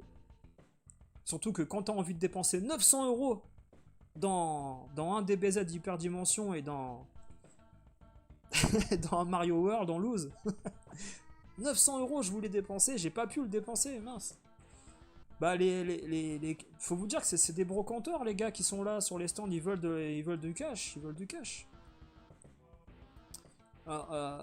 Alors, le doute, tu dis, il faut la voir en vrai, la figurine d'Arthur, elles sont vraiment belles et imposantes. Ouais, en vidéo, ça donne pas bien. Hein. En vidéo, ça sonne en plastique, en fait, ouais. L'année dernière, t'as failli aller avec tes enfants, ouais. Ouais, bah ils veulent du cash, les exposants, bah oui. Mais pourquoi ils veulent du cash? C'est une activité pas déclarée, on le sait, hein, le brocante game. Hein. Combien de gens dans le passé ont dénoncé des brocanteurs youtubeurs qui utilisent en fait les Pixel Day, les autres conventions, les grandes brocantes pour vendre et utiliser leur activité non déclarée comme une activité professionnelle au final. Et il y a des gens qui vivent de ça. Après, il y a des gens qui vivent moins de ça qu'avant. Mais à une certaine époque, ça brassait beaucoup d'argent, hein, ça c'est sûr. Hein. Salut Ghostface, ça s'est bien passé ton chez le kiné, ouais. Bah franchement l'hyperdimension, garde-le un peu encore. Hein. Quand tu sais que le carte mode d'hyperdimension il coûte 119 € en français traduit, et que le hyperdimension officiel il coûte 700 € à la Pixel Day, moi ce qui me fait peur, c'est que sur République, j'ai peur de voir certaines boutiques maintenant se baser sur la dernière Pixel Day. Et bientôt, vous aurez une vidéo de Ryu Gaming qui dira ah, je comprends pas, les prix montent, c'est incroyable. Ouais, mais tu participes à ça aussi d'un autre côté, quoi. Faut pas s'étonner, quoi. Tout est en escalier, en fait. Hein. Ouais, voilà, parce que pas déclaré, ça, de Le Parisien, c'est ça. Ils veulent pas déclarer, en fait, leur activité. Alors, si je me trompe pas, hein, dites-moi si je me trompe, c'est en dessous de 5000 € par mois, je crois. On peut ne pas déclarer son activité comme professionnel. Dites-moi si je me trompe, si c'est par mois ou je sais pas. Il y a une marge en fait, il y a une marge. Il faut justifier tes revenus parce que par exemple, si vous avez chez vous 5000 € de cash et que vous voulez le mettre à la banque à partir de 1500 € de dépôt par mois, la banque va vous demander l'origine des fonds. Parce qu'ils doivent déclarer en fait aux impôts l'argent que vous rentrez en fait, la banque, pour être exonéré d'impôts. Vous voyez ce que je veux dire? Si vous mettez de l'argent en cash à la banque, il faut que la banque justifie la provenance des fonds. Et que vous aussi. Sinon, la banque se réserve le droit de refuser votre argent et vous dénoncer aux impôts également. Donc, il faut que soit les gens en fait qui font des brocantes ne donnent pas l'argent en fait en cash à leur banque, ils le gardent chez eux, ou alors en fait ils le déclarent. Je sais pas comment ça se passe, hein, mais je crois quand je m'étais renseigné il y a quelques années, on a le droit de faire une activité non professionnellement tant que ça dépasse pas de un plafond de 5000 € je crois, mais je sais pas si c'est sur 3 mois ou un mois. Franchement là je m'en souviens plus du tout. Ouais, mais on est d'accord, ça, que Hyperdimension, ça vaut pas 700 €. On en est d'accord. Il n'y a aucun jeu aujourd'hui qui vaut 100 € également. Moi, je l'ai toujours dit. Mon jeu de cœur, tu vois, que j'ai aimé quand j'étais gamin, il y a la caverne de Grandpa qui a fait une vidéo sur les 3 Star Wars récemment. Moi, j'adore l'Empire contre-attaque. Si un jour on me dit l'Empire contre-attaque, si tu le veux, c'est 100 € ou 200 €. Jamais de la vie, je vais l'acheter. Vous voyez ce que je veux dire? Je préfère y jouer sur émulateur. Et là, je suis tout à fait d'accord avec Edge quand il parle de jouer sur émulateur ou carte mode parce que c'est plus gérable. Après, attention, il faut pas que les cartes mode elles arrivent au prix du jeu officiel, quoi. Parce que là, après, c'est le serpent qui se mord la queue. Faut arrêter le délire, quoi. Tu dis, je pense que pour le moment, l'État s'est pas penché sur ce sujet du. Bon, en fait, l'État il se penche sur les fonds que tu mets à ta banque. Tu vois, c'est pas une question de rétro gaming ou de. Voilà. C'est une question de rentrée d'argent. Faut que tu justifies la provenance des fonds, toujours. On le voit rapidement sur la vidéo. Il avait un stand Ghost. Tu parles de Airbreak TV, ouais, ouais. Non, mais je pensais qu'ils avaient arrêté, moi, en fait. En fait, c'est des revendeurs aussi, ouais. Ouais, c'est pour passer du bon temps. Moi j'y serais allé, franchement, pour passer du bon temps et rien acheter en fait. Même si tu payes 5 € et que j'habite à côté, j'aurais passé du bon temps par curiosité. Mais je vais vous montrer les photos après. Après, je continue de lire ce qu'il a marqué. Ah ouais, ouais, ouais, il y a un problème aussi avec ça. Il faisait énormément chaud dans la grande salle à un point que cela était étouffant. Pas d'aération, pas de climatisation, c'est pas sérieux. Et en plus, on n'est pas en été. il fallait un peu ouvrir, quoi, les gars, ambiance Covid. Après, on va dire que je méprise la Pixel Day. Si vous regardez le début du live, j'ai dit le problème, c'est pas l'organisation, c'est les exposants. Hein. Faut bien séparer les deux. Hein. Certains youtubeurs et membres de l'organisation qui ont un melon, certains devraient apprendre la définition du mot humble. Bah, sincèrement, à travers les vidéos qu'ils font, combien de fois je vous ai dit dans le passé, et moi je vous le dis, hein, j'ai reçu dans le passé des menaces d'insultes, enfin des menaces, j'ai reçu des messages d'insultes parce que je dénonçais les coulisses de certains youtubeurs, et j'en ai rien à faire en fait. Moi, que des gens parlent mal de moi, j'en ai absolument rien à faire. Je leur dois rien à ces gens-là, et eux, ils ne me doivent absolument rien. Faites votre maille de votre côté, mais ne vous offusquez pas qu'on dénonce en fait vos magouilles après. Voilà, c'est tout. Hein. Il faut pas oublier que c'est grâce aux passionnés qui sont là. C'est vrai que, de toute façon, quand t'es un petit youtubeur qui a 1500 vues par vidéo ou qui a 4000, 5000 abonnés, ce qui est minuscule, hein. 4000, 5000 abonnés à l'échelle de YouTube, les gars, c'est peanuts, hein. Ça vaut absolument rien. Moi j'ai à peine, enfin j'ai dépassé 3000 il n'y a pas longtemps. Pour moi, en fait, l'important c'est que il y ait toujours un échange et une communication avec les abonnés. Et peu importe si le nombre monte ou monte pas, je veux dire, du moment qu'en fait tu retrouves un intérêt à parler avec des gens, c'est le plus important en fait. Et ils oublient ça en fait, la plupart des youtubeurs. Ils offrent pas de cadeaux à, à leurs abonnés. Et quand ils peuvent les voir en vrai, bah, il se passe rien en fait. Mais par contre, quand ils offrent des cadeaux, c'est des sponsors qui leur ont filé des cadeaux. Et ils refilent les cadeaux des sponsors aux abonnés. En disant, ouais, en fait, je vais vous offrir ça, on me l'a donné. Ça. Ça vient jamais d'eux en fait, le cadeau. Vous voyez ce que je veux dire? C'est dommage. C'est dommage, voilà. Mais parmi ces gens-là, il y a certainement des gens bien, il n'y a aucun souci. Hein. Tu peux faire 3 vides-greniers dans l'année, il me semble. C'est-à-dire... Ah, c'est pas une question de vide-grenier, c'est une rentrée d'argent hein, pour déclarer après... Ah, c'est... Ah oui, ah ouais, d'accord, c'est par an. Donc en fait, à une époque, c'était 5000 € par an. Alors, il y avait une histoire comme ça, c'est passé à 3000, hein. Mais sur un site... Ah, sur les sites Rakuten, Vinted, si tu dépasses 3000 € de bénéf par an, faut le déclarer en fait. T'es imposable. D'accord. Je pense que c'est ça l'histoire que j'avais vue moi. Ouais, je pense que c'est ça. Bah, salut Colonel Harry, comment tu vas? Ouais. Bah écoute, moi j'aurais bien voulu savoir qui avait un melon. Moi j'ai une idée en fait. J'ai une idée, mais comme j'ai dit, je fais un live à la cool.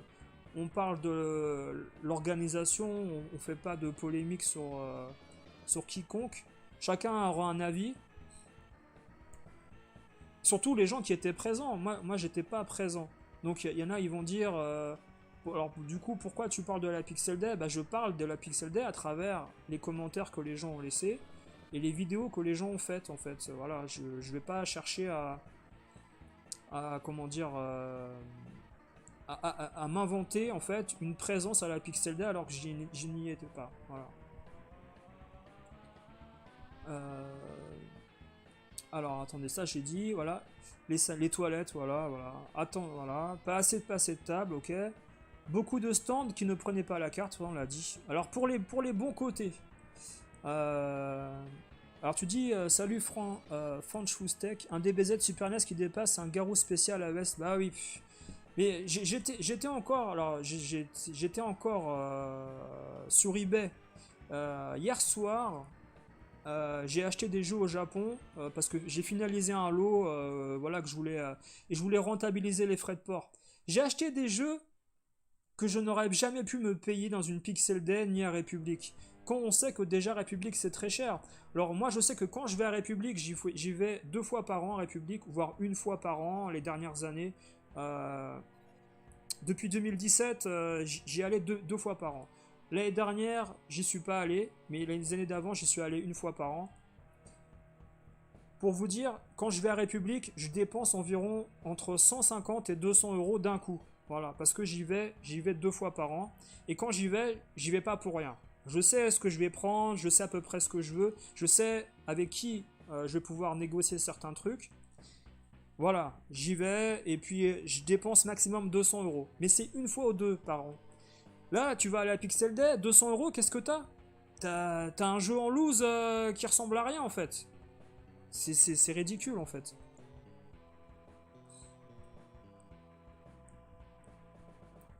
Alors attendez, tu dis.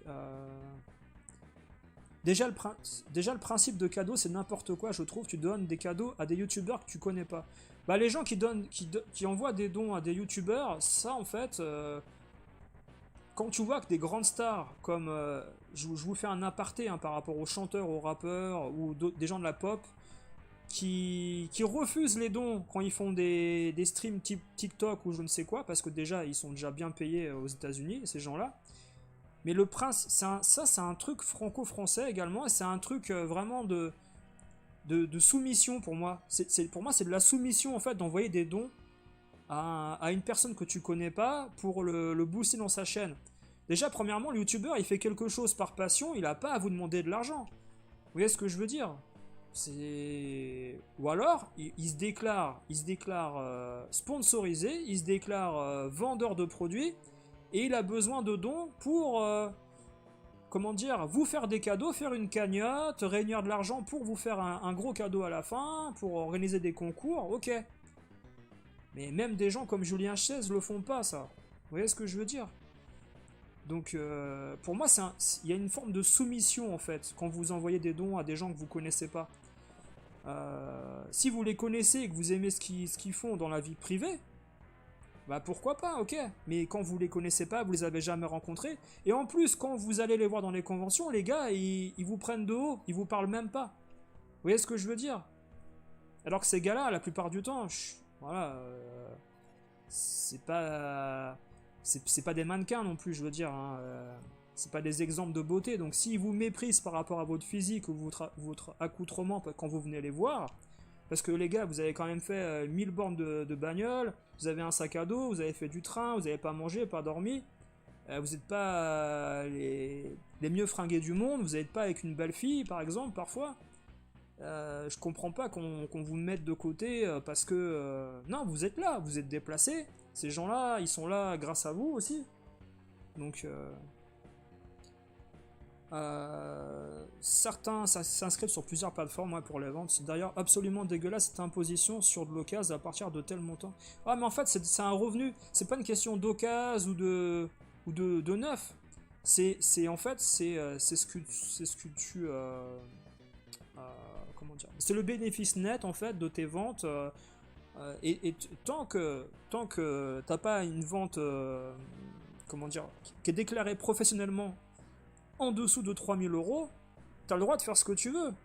3000 euros ou 5000 euros par an, là, je sais plus. Mais après, il faut déclarer dans une activité professionnelle, voilà. Alors, les points positifs, il a dit quand même, la variété des jeux et consoles, c'est littéralement le paradis du collectionneur. Bah, la variété, enfin, je sais pas, moi j'ai vu des vidéos, sincèrement, sur Republic ou sur eBay au Japon, je trouve plus de choses que je ne vois pas en fait sur les stands là. Peut-être que je me trompe. Hein. Après, j'ai vu des jeux NES hyper intéressants au niveau des photos. La personne de l'organisation à l'entrée qui faisait un boulot remarquable pour aiguiller les visiteurs avec et sans ticket. Bah, de toute façon, Ryu, il n'y a rien à dire. On critique pas Ryu, hein, là on critique les exposants. Là, la sécurité qui tournait bien, comme il faut dans la convention, pas de pickpocket ou autre. Alors, apparemment, il y a eu quand même des jeux qui ont été volés sur des stands au niveau des CD. Serial Gamer, il en a parlé. Il y a des gens qui ont piqué des CD dans des boîtes. Moi, sincèrement, j'ai vu des jeux N64 à portée de main, 250-300 euros. Sincèrement, je suis un peu magicien, ni vu ni connu. Il y a un jeu qui disparaît, ça va assez vite. Hein. Certains youtubeurs invités adorables et très accessibles, je peux faire la liste en espérant ne pas oublier, même si ça va pas être le cas. Alors voilà, il a parlé des youtubeurs accessibles, donc on peut déduire les gens qui n'étaient pas aimables en fait. Alors là, la liste des gens qui étaient aimables, c'était Yogi, Zogma, Retrojeu, RPG, Cyril 2.0, Lovecraft, Boya, Gunhead. Gunhead, toujours nickel, de toute façon. Cyril Drevet. Sauf que là, il y avait beaucoup de monde pour l'approcher. Ken Page, Colique Fantastique. Donc après, il a mis des petits points, mais voilà. Après, vous faites votre déduction pour les gens qu'il n'a pas trouvé aimable. Hein. Moi, j'en sais pas plus. Hein. Le prix d'entrée était correct, 5 euros. Bah, tant que c'est 5 euros, c'est bien, parce que l'appareil Games Week, hein, si je me trompe pas, c'est plus de 15 balles. Hein. Après, c'est un autre standing. Hein. Une borne qualité... Ah pardon, attends, j'ai un problème au niveau des yeux. Hein. Une bonne quantité de bornes disponibles pour ceux qui souhaitaient jouer. Il y avait des flippers également, mais les flippers étaient difficilement accessibles. Apparemment, il y avait trop de monde. Alors, Colonel Harry, tu dis, aux USA, eBay envoie systématiquement une note aux impôts, du coup, il faut une preuve d'achat, c'est radical, impossible de faire des petites ventes. Ah mince, les sites... Attendez.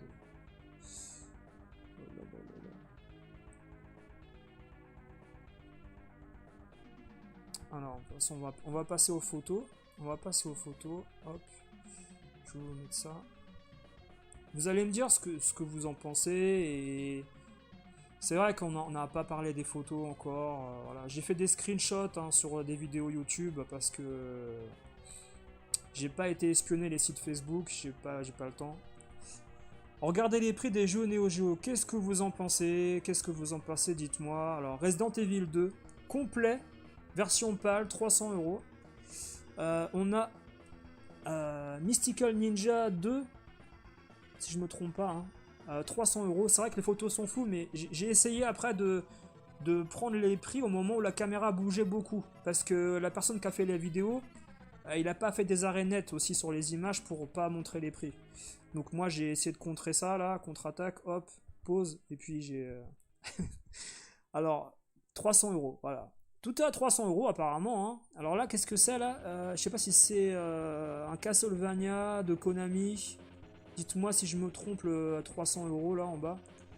Il y a un Flying Dragon. Ah, Flying Dragon c'est vachement intéressant parce que j'ai failli l'acheter moi en version US complet. Non, attendez. En version Jap. Non, j'ai failli l'acheter en version Jap. Sur eBay ce week-end, je l'ai pas pris. Écoutez, il était à 60 euros. À 60 euros complet sur eBay au Japon, la version japonaise de Flying Dragon. Kirby 64, 450. Alors là, putain, c'est quoi ça? Je crois que c'est un jeu de snowboard avec des enfants là, non? Non, je sais plus. Dites-moi si vous connaissez les titres là. Bah, tu dis Edge, je sais pas si c'est ironique, tu dis Edge il s'en est bien tiré avec 800 euros. Edge il dit que les prix sont claqués, ceci, cela, mais il a mis 800 euros quand même. C'est ouf quand même, tu vois. Il serait allé à République, il aurait payé moins cher certains trucs. Hein. J'habite à Perpète, tu dis. Alors attendez, j'habite à Perpète, mais à quelques kilomètres, oui, je serais allé juste kiffer. Ouais, pareil. Ah, pareil, voilà, exactement. Voilà. Si les youtubeurs prennent la grosse tête, c'est notre faute, on leur lâche trop. Néosite, tu dis, bah, tu lâches à qui tu veux, hein, libre à toi. Hein. Personnellement, je suis hétéro, donc je vais pas chercher à lécher un gars. Edge s'en est bien tiré avec un. Voilà, on a dit Amen Poto pour les dons. Il n'y en a pas beaucoup qui ont plus de 10 000 abonnés, ça reste une niche. Alors, le rétro gaming, c'est la manière dont tu parles du rétro gaming. Vous avez des gens qui ont pris une part de marché, et vous avez d'autres personnes qui essayent de grappiller les autres parts du camembert. C'est un peu comme sur les boutiques sur République. Hein. Je vous avais parlé d'Ultima Games, qui avait fermé en 2004 sur République. Ça a profité à toutes les autres boutiques aux alentours. Si un youtubeur ferme sa chaîne, les parts du marché vont être partagées avec les autres petits youtubeurs et vous allez récupérer des abonnés, récupérer des vues. C'est un peu comme ça que ça marche. Après, quand vous avez trop de gros youtubeurs qui bouffent le marché, en fait, ben, les petits peuvent pas évoluer et le côté expansif est pratiquement moindre et pratiquement impossible. Et c'est compliqué pour les petits. Mais c'est la manière dont tu parles du rétro gaming, c'est toujours le problème. Vous avez des gens qui vont rester dans les histoires au niveau des pâquerettes du drama, et vous avez des gens qui vont parler d'information, vous avez des gens qui vont faire de la brocante, mais trouver des personnes qui réunissent toutes ces choses-là, qui vont intéresser les gens avec également un bon fond et des débats et tout ça, la, la diversité, la diversité est compliquée dans le rétro gaming, et de bien en parler c'est hyper compliqué. Je suis à 2 heures de la Pixel Day, mais il y a le trajet, le logement, les commodités, hors de question car d'y aller en mode crappy, ça monte vite, sans compter un minimum de budget pour un petit plaise. Ouais. J'ai vu Jérôme de NoTech à Vannes sur le port, je voulais juste lui dire j'aime bien ce que tu fais, ma parole les gars, c'était... Jérôme de NoTech? Mais c'est qui Jérôme de NoTech? Moi personnellement je le connais pas en fait, tu vois. J'ai jamais fait un tour sur ses vidéos. À Pixel, est-ce qu'il y avait des ordres de quarantenaires avec des t-shirts Nintendo? Mais ouais, ouais, bon, après il y a pas de honte, hein. Si tu mets un sweat Tortue Ninja avec un sac à dos et des pumps, c'est un cosplay en fait. T'as ton cosplay de la Pixel Day de République de 96 en fait. C'est un cosplay. Faut voir ça comme ça en fait, tu vois. C'est Back to the Future ambiance. Et de toute façon, la plupart des gens, des acheteurs que vous voyez en fait en Pixel Day, ils sont tous accoutrés pareil, hein. C'est pour ça que je disais qu'il faut pas maîtriser le client.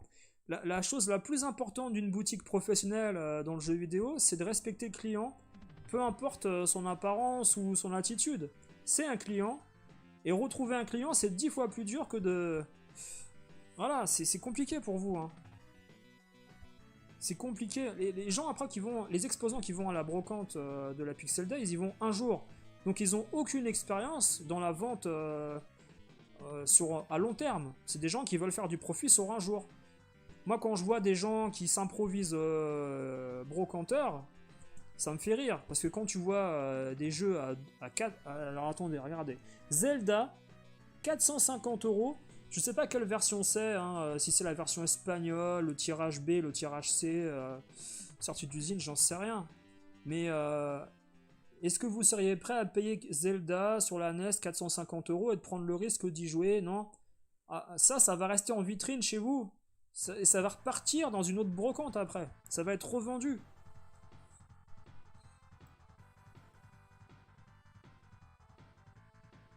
Ouais, ils veulent leur... honnêtement, Trader Games, s'il y a du choix, c'est largement suffisant. Ouais. C'est pas la meilleure boutique, mais il y a du choix, ouais. Pour moi, Full Set, c'est la meilleure boutique sur République, y a pas photo. Et d'ailleurs, Full Set est affilié avec Dragon Games de Saint-Maur dans le 94. Donc si vous voulez aller dans les deux boutiques, faire plaisir aux gérants, les gars, allez-y. Eux, c'est des gens, voilà, vous pouvez discuter avec eux, ils respectent le client, ils parlent avec le client, ils fidélisent le client, ce qu'a su faire d'autres boutiques, hein. Mais il faut pas se tromper non plus, tu vois, Ghostface, sur certaines boutiques sur Paris qui ont profité de la fermeture d'autres boutiques pour récupérer des clients aussi. Et du coup, par défaut, si tu veux, à un moment, ces gens-là, ils ont récupéré des clients qui ne leur étaient pas destinés à la base, en fait. Tous les gens qui ont fermé sur Jussieu, Famitsu, j'en passe là, hein, tous ces gens qui ont fermé, les clients, ils sont partis où, en fait? Là, ils sont partis sur République. Alors qu'à la base, ces gens-là étaient fidèles à ces boutiques de Jussieu. Donc pour moi, en fait, c'est... Comment dire? C'est le destin malheureux de certaines boutiques qui a fait le bonheur d'autres, en fait. Des mecs comme des... Ah, comme des Julien Chies, tu veux dire, JC? Jésus-Christ, peut-être, je sais pas. Ça se lit sur leur gueule, mais... Mes amis, ma commu. Ouais, et quand, bah tu sais quand voilà quand des grands youtubeurs disent je vous dois tout, vous êtes mes abonnés, etc. Il connaît pas la plupart de ses abonnés, il a pas le temps, tu me diras. Mais le joueur du grenier l'a dit, hein, il a pas le temps de parler à ses abonnés. Hein. Tokyo Game Story, franchement c'est un super site. Après, si on fait beaucoup de promos pour ce site-là, à la fin, ils vont monter les prix aussi. Mais Tokyo Game Story, c'est une boutique c'est un dépôt où vous pouvez acheter des jeux et pour moins cher que sur Republic pour la plupart des jeux. Hein. Alors là c'est un jeu qui fait mal, les gars. Le DBZ Hyperdimension, 749 €. Qui aujourd'hui de sensé a pu acheter DBZ Hyperdimension version pâle, si je ne me trompe pas là, parce que c'est une version pâle, hein. Même si c'est écrit en japonais, c'est la version pâle, hein, parce que c'est pas une boîte Super Famicom ça. 749 €, qui a pu acheter ce jeu là? Est-ce que vous avez remarqué quelqu'un dans une Pixel Deck qui aurait pu être client de ce genre de produit? Ou alors c'est un exposant qui était affilié avec une boutique parisienne, parce que c'est ça qui se passe aussi. Vous avez des exposants qui sont affiliés avec des boutiques sur République pour créer un nouvel Argus et mettre des jeux qui ne seront jamais vendus et ensuite dire ah mais vous avez vu et 6 mois plus tard ou 2 mois plus tard dire ah vous avez vu à la Pixel Day il était à 750 € le jeu. Donc nous chez nous on vous le fait à 650 si vous voulez. Mais en fait ces prix là parfois servent à des gérants sur Paris.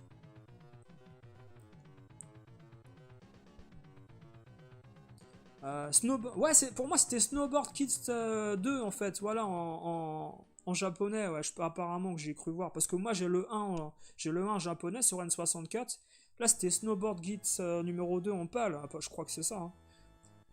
Hein. Mais oui, on est d'accord, le doux, vaut mieux acheter un Virtual Boy, un Virtual Boy aux États-Unis directement pour 350 $ ou au Japon. Tu te le fais importer, tu vas jamais payer plus de 400 € en fait avec la boîte et le Virtual Boy et un jeu peut-être, tu vois. Bah ouais, il est pas bon Flying Dragon, c'est pour ça que je l'ai pas acheté. C'est pour ça, c'est pour ça que je l'ai pas acheté Flying Dragon Zone 51, on est d'accord.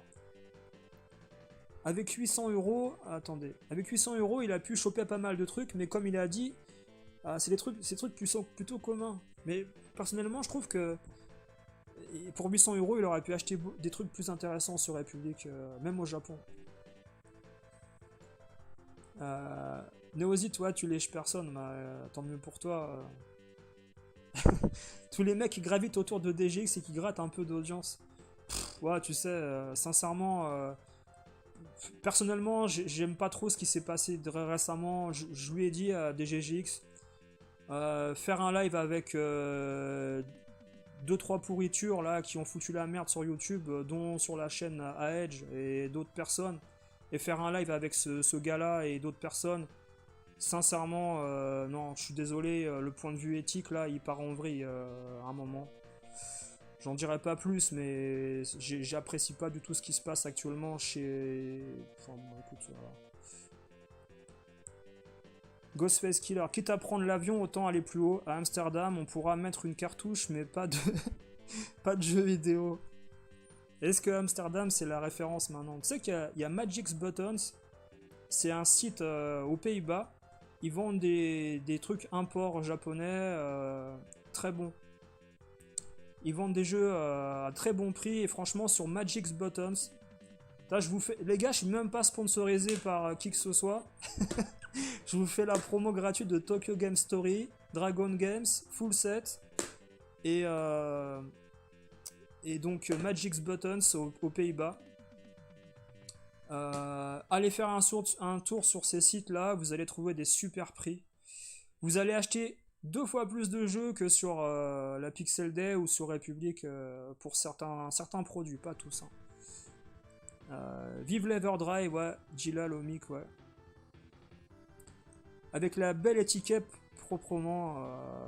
Même pas. J'ai une photo, les gars. C'est vrai qu'on met beaucoup de temps, on parle beaucoup, mais l'intérêt c'est d'échanger, de lire un peu vos commentaires et de parler avec vous. C'est pas du moi-je, je parle beaucoup avec vous, vous voyez. Mais je vais vous montrer un jeu après, vous allez voir, ça va être intéressant. C'est de la hype, tout ça. Rien de plus. Les gars qui affichent de tels tarifs méritent des tartes. Ouais, bah écoute. Mais non, mais c'est des brocanteurs. C'est pas des gens qui sont passionnés par le jeu vidéo. Ils mettent des jeux plus chers que l'Argus en pensant que ça va partir. Parce qu'il suffit, ils se disent qu'il y a un pigeon qui achète, on a gagné notre journée. Parce que les gars qui ont acheté les jeux là, qui vous mettent les jeux sur leur stand, ils ont acheté des jeux en brocante avant. À 10-15 balles, ils ont arnaqué des mamies, ils ont arnaqué des mères de famille, ils ont acheté des 3DS ou des Game Boy Advance sur des stands en brocante dans le nord, dans le schnorr, à 10 balles, 10 balles la Game Boy Advance, ils revendent ça à la Pixel Day à 100 euros, vous voyez ce que je veux dire? Ah ouais, il y a plein de gens, mais j'en ai parlé avec Edge dans un commentaire, je lui ai dit, il y a plein de gens en fait qui achètent des jeux en fait dans les Pixel Day qui sont incapables d'en parler, et après ils font des jeux bien chez toi, ces gens-là, vous voyez ce que je veux dire? Alors, Julien Chaudet, ouais, Julien Chaudet. Salut Zepekino, comment ça va? Voilà, tout est dit, t'as bien raison pour l'Argus. C'est vrai que bah, après on parle, si vous connaissez les lives que j'ai fait depuis quelques mois, c'est vrai que on en a beaucoup parlé des vitrines.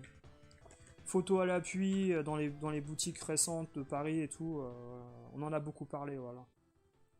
Euh, alors après, Ryu Gaming a dit qu'il fallait absolument négocier. Mais ouais, mais le problème c'est que les exposants ne veulent pas négocier.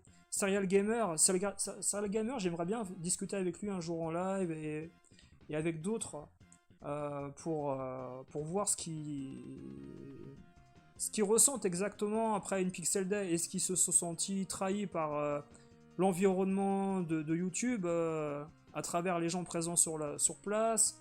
Parce qu'il y a beaucoup de YouTubeurs qui ont dit venez à la Pixel Day, j'y serai, ça sera super, ceci, cela.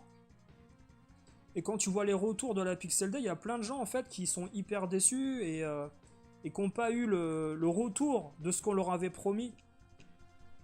Et je pense que tu as plein d'exposants qui n'ont pas du tout écouté ce que Ryu Gaming a demandé en fait.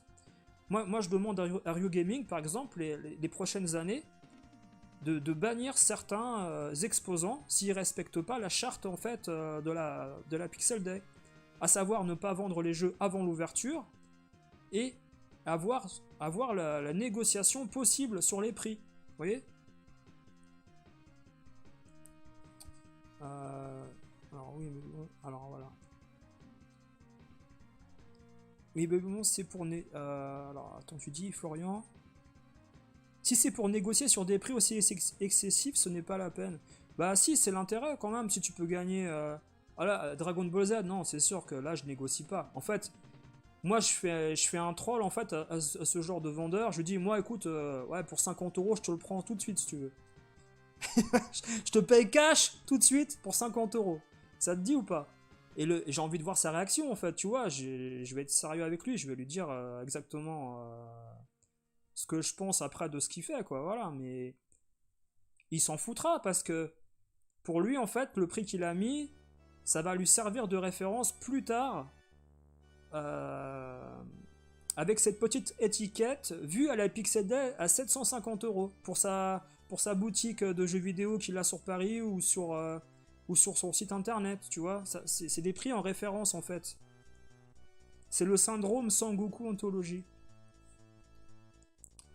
Zepekino, tu as croisé Edge à la Pixel Day? Non. Non. Bah, on cherche la personne qui aurait pu acheter les jeux en fait.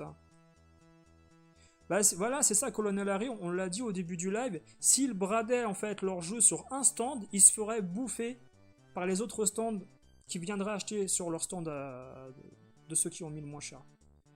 Ouais.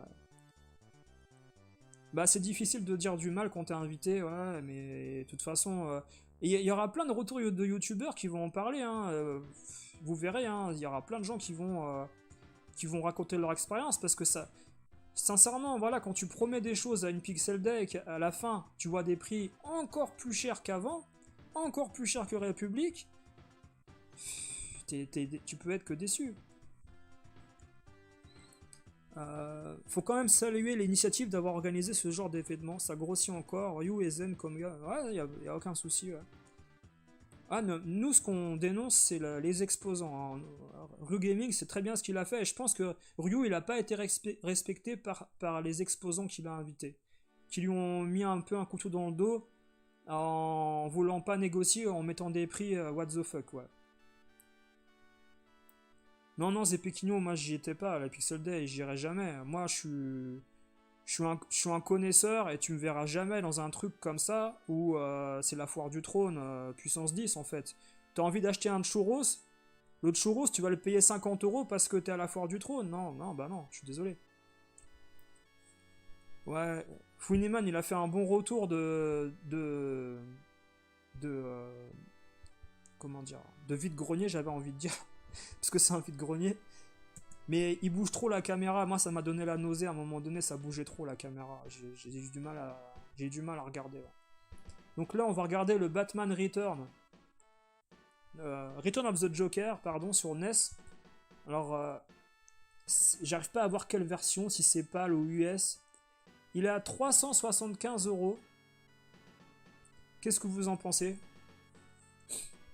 Oui, mais c'est ça, les youtubeurs connus pouvaient négocier avec les gens sur place. Par contre, toi, t'es client, t'as payé ton cornet de frites et ta boisson, t'es comme un con, t'as fait 1000 bornes en bagnole, tu peux même pas négocier avec qui que ce soit. Et les bonjours sont partis le vendredi déjà. C'est pas normal. Alors, Return of the Joker, personnellement, c'est le syndrome des boîtes plus chères que le jeu. Euh, Return of the Joker, je l'ai sur la NES, en loose. Et sincèrement, je l'ai payé même pas 20 € en loose. Est-ce que je vais acheter une boîte à 355 €? Non, bah non. Bah non, là... ça partait d'une bonne intention et finalement, ça va être l'événement à éviter pour faire des affaires, c'est fou quand même. Ouais, bah ouais, mais je pense que c'est le monstre qui dépasse le créateur. C'est le syndrome Frankenstein en fait. C'est que le monstre a dépassé en fait toutes les espérances de ce que prétendait. C'est incontrôlable maintenant une Pixel Day. Si tu mets pas une charte et un règlement en fait à l'entrée pour les exposants.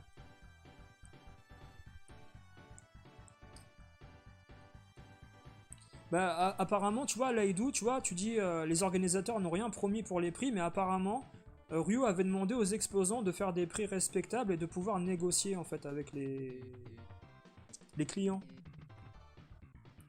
Ouais. Le Joker, il est mort de rire. Ouais, ouais, bah ouais. Bah ouais. Alors là, on est sur de la Neo Geo.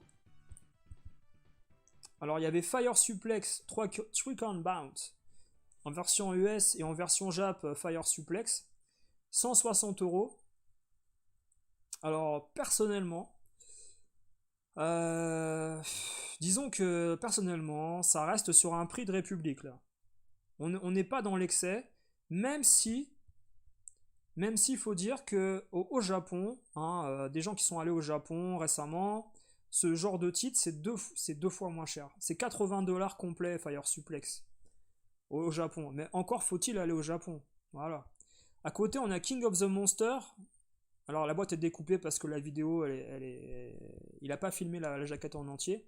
300 € King of the Monster japonais. Pour vous dire, King of the Monster, je l'ai acheté pas plus tard qu'il y a environ 2 mois sur Neo Geo.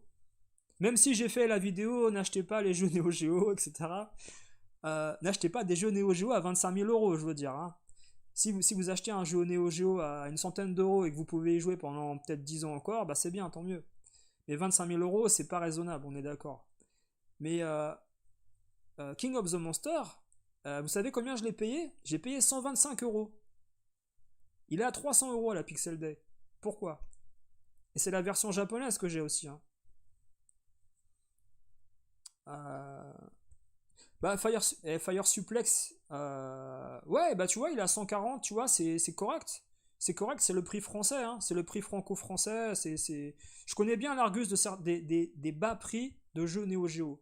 C'est-à-dire que tout ce qui est autour de 100 euros, je connais l'Argus parce que je m'y suis intéressé pour moi-même pour acheter mes jeux. Mais ça reste sur un prix, on est sur un prix de République là, tout à fait correct. Et ça restait abordable. Alors le Fighter History Dynamite, moi je l'ai acheté complet il y a 2 ans. Et je l'avais payé, je crois que je l'avais payé, je crois que je l'avais payé 130 euros, je crois, en France, 130 euros. Sur Rakuten, vous savez, en plus avec les points, les promos des 20%, tout ça. Je sais, là, je vois pas le prix. Si des gens avaient vu le prix, me le dire. Mais World Heroes 2 Jet, je crois qu'il est à 170 là, quelque chose comme ça. C'est à peu près le prix également. Là, c'est pas choquant, choquant. Hein.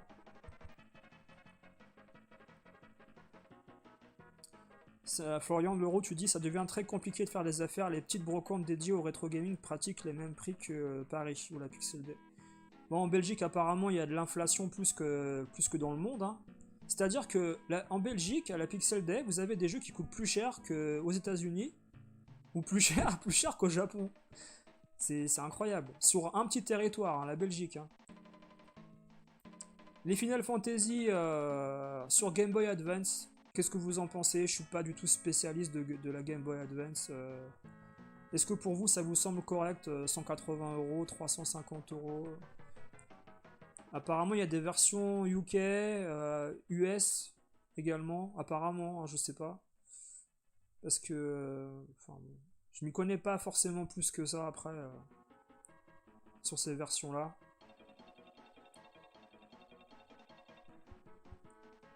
Ah, tu vois, Neozik, toi si tu l'as payé 130 euros Fighters History, voilà. On a payé le même prix. Voilà. Autant acheter le remaster sur Switch, c'est... Ouais, en plus, voilà, t'achètes le remaster à 29 euros sur Switch. T'as moyen de l'avoir moins cher, le Final Fantasy VI Live. J'avais demandé à Edge hier sur son live, live s'il le faisait en traduction française. Parce que Live il est intéressant pour la Super Nintendo, les possesseurs de... Moi je suis en train de faire Chrono Trigger en ce moment. Je l'ai jamais fait de ma vie, je le fais en ce moment là. Sur un carte mode AliExpress à 20 balles. Que j'ai acheté il y a... J'ai mis 4 ans à le commencer Chrono Trigger. Hein. Je l'ai acheté il y a 4 ans sur AliExpress. François Gliner, salut à toi. La question que je me pose c'est, les exposants sont-ils satisfaits de leur Pixel Day? Les prix étant démentiels, je me demande si c'est pas la banqueroute, tu veux dire. Ils ont pas dû vendre beaucoup de choses. Hein. Ouais. J'ai vu des photos en fait de certaines boutiques exposantes le samedi et en fin de week-end ensuite, ils avaient vendu la moitié quand même de leur jeu. Hein. Donc il y a du succès quand même. Hein. Alors là, on passe à une autre photo avec d'autres jeux. 300 euros, un Dragon Ball, Donkey Kong et Mario, 50 euros. Il y a de la Game Boy et il y a apparemment il y a de la NES et de la Super NES mélangé un peu par-ci par-là. Je suis désolé pour les photos, mais c'est à peu près ce que j'ai. Moi, je voulais surtout montrer la cote de certains produits. Voilà. Tales of Fantasia, 120 euros. Ouais, salut Sylvain, bah pas de soucis, et merci à toi d'être venu surtout. Ouais.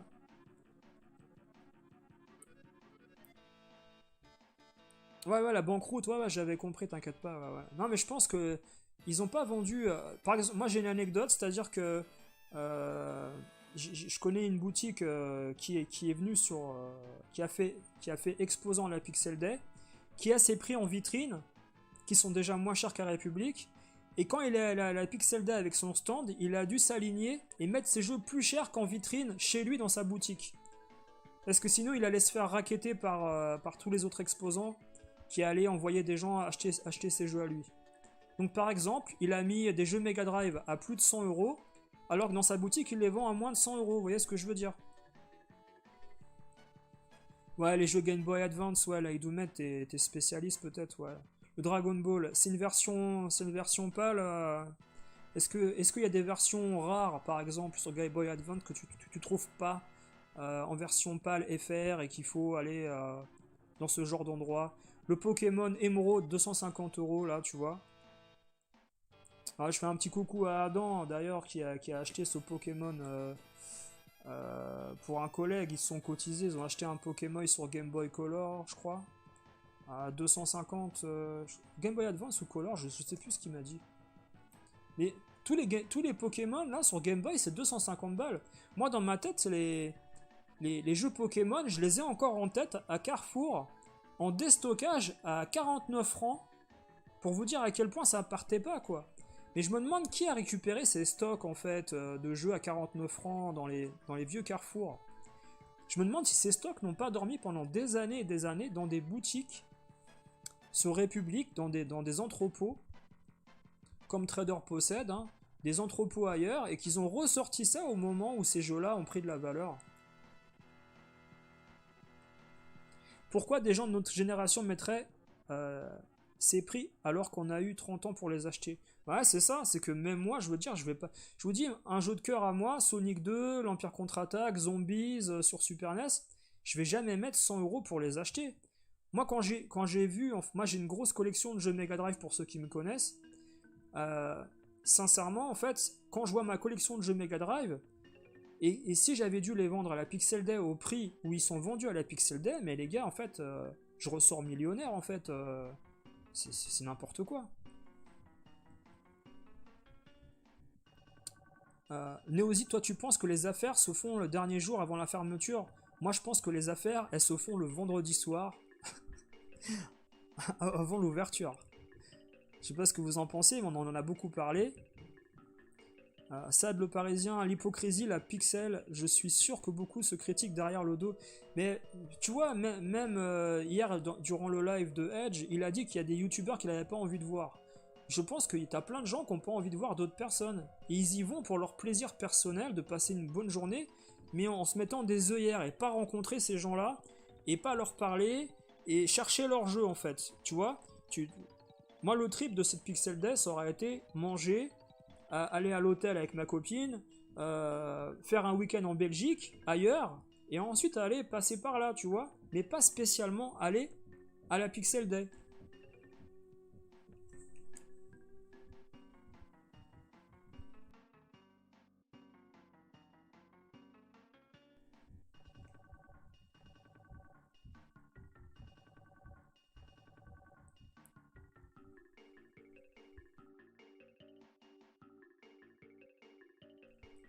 Les prix sont corrects pour les jeux Game Boy Advance, je trouve, oui, Pokémon c'est minimum 200.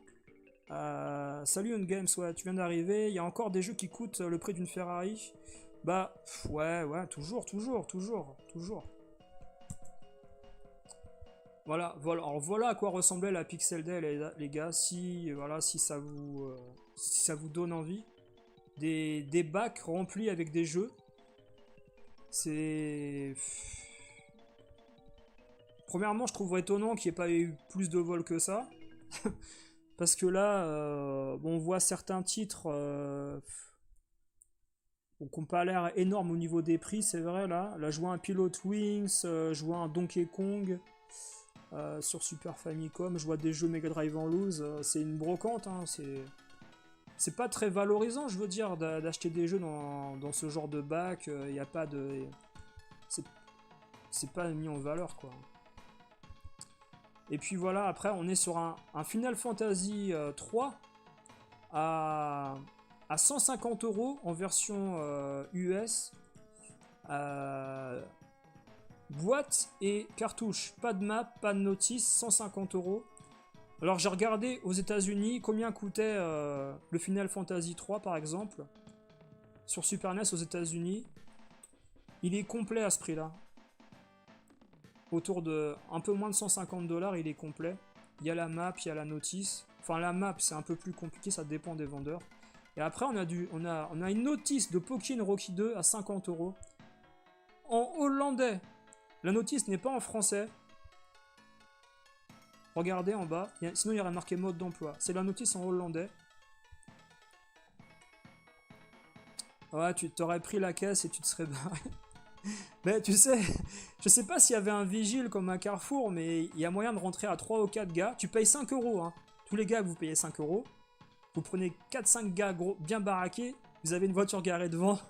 Vous prenez le plus gros stand Neo Geo. Vous prenez la caisse, vous courez, vous poussez tout le monde. Il y a moyen de sortir, je pense. Il y a moyen.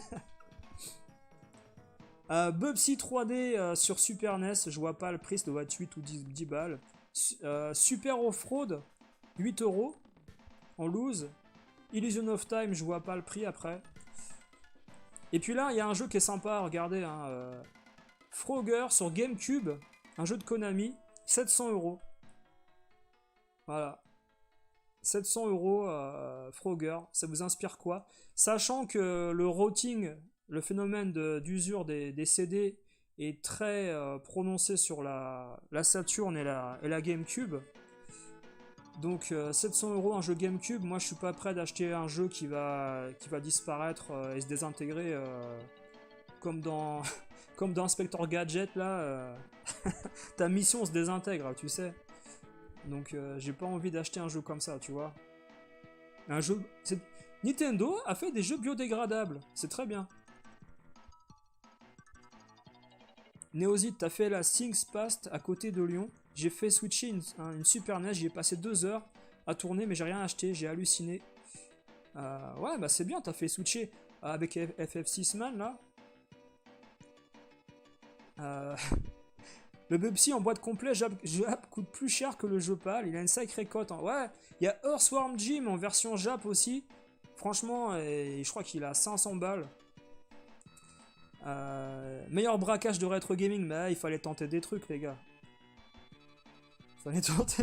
700 euros un jeu de grenouille, il y en a et ils vont vendre un rein. Est-ce que. Bah, moi, je me pose la question est-ce que quelqu'un aujourd'hui qui est quarantenaire aurait envie d'acheter un jeu à 700 euros, sachant que par mois il gagne pas 700 euros s'il est intérimaire, enfin, le budget famille pour une famille normale, tu mets pas 700 euros dans un jeu, même en faisant des économies. Même s'il est rare, quand tu vois la gueule des jeux Saturn ou des jeux GameCube, franchement, le phénomène de routing, moi j'en veux pas quoi, c'est bon.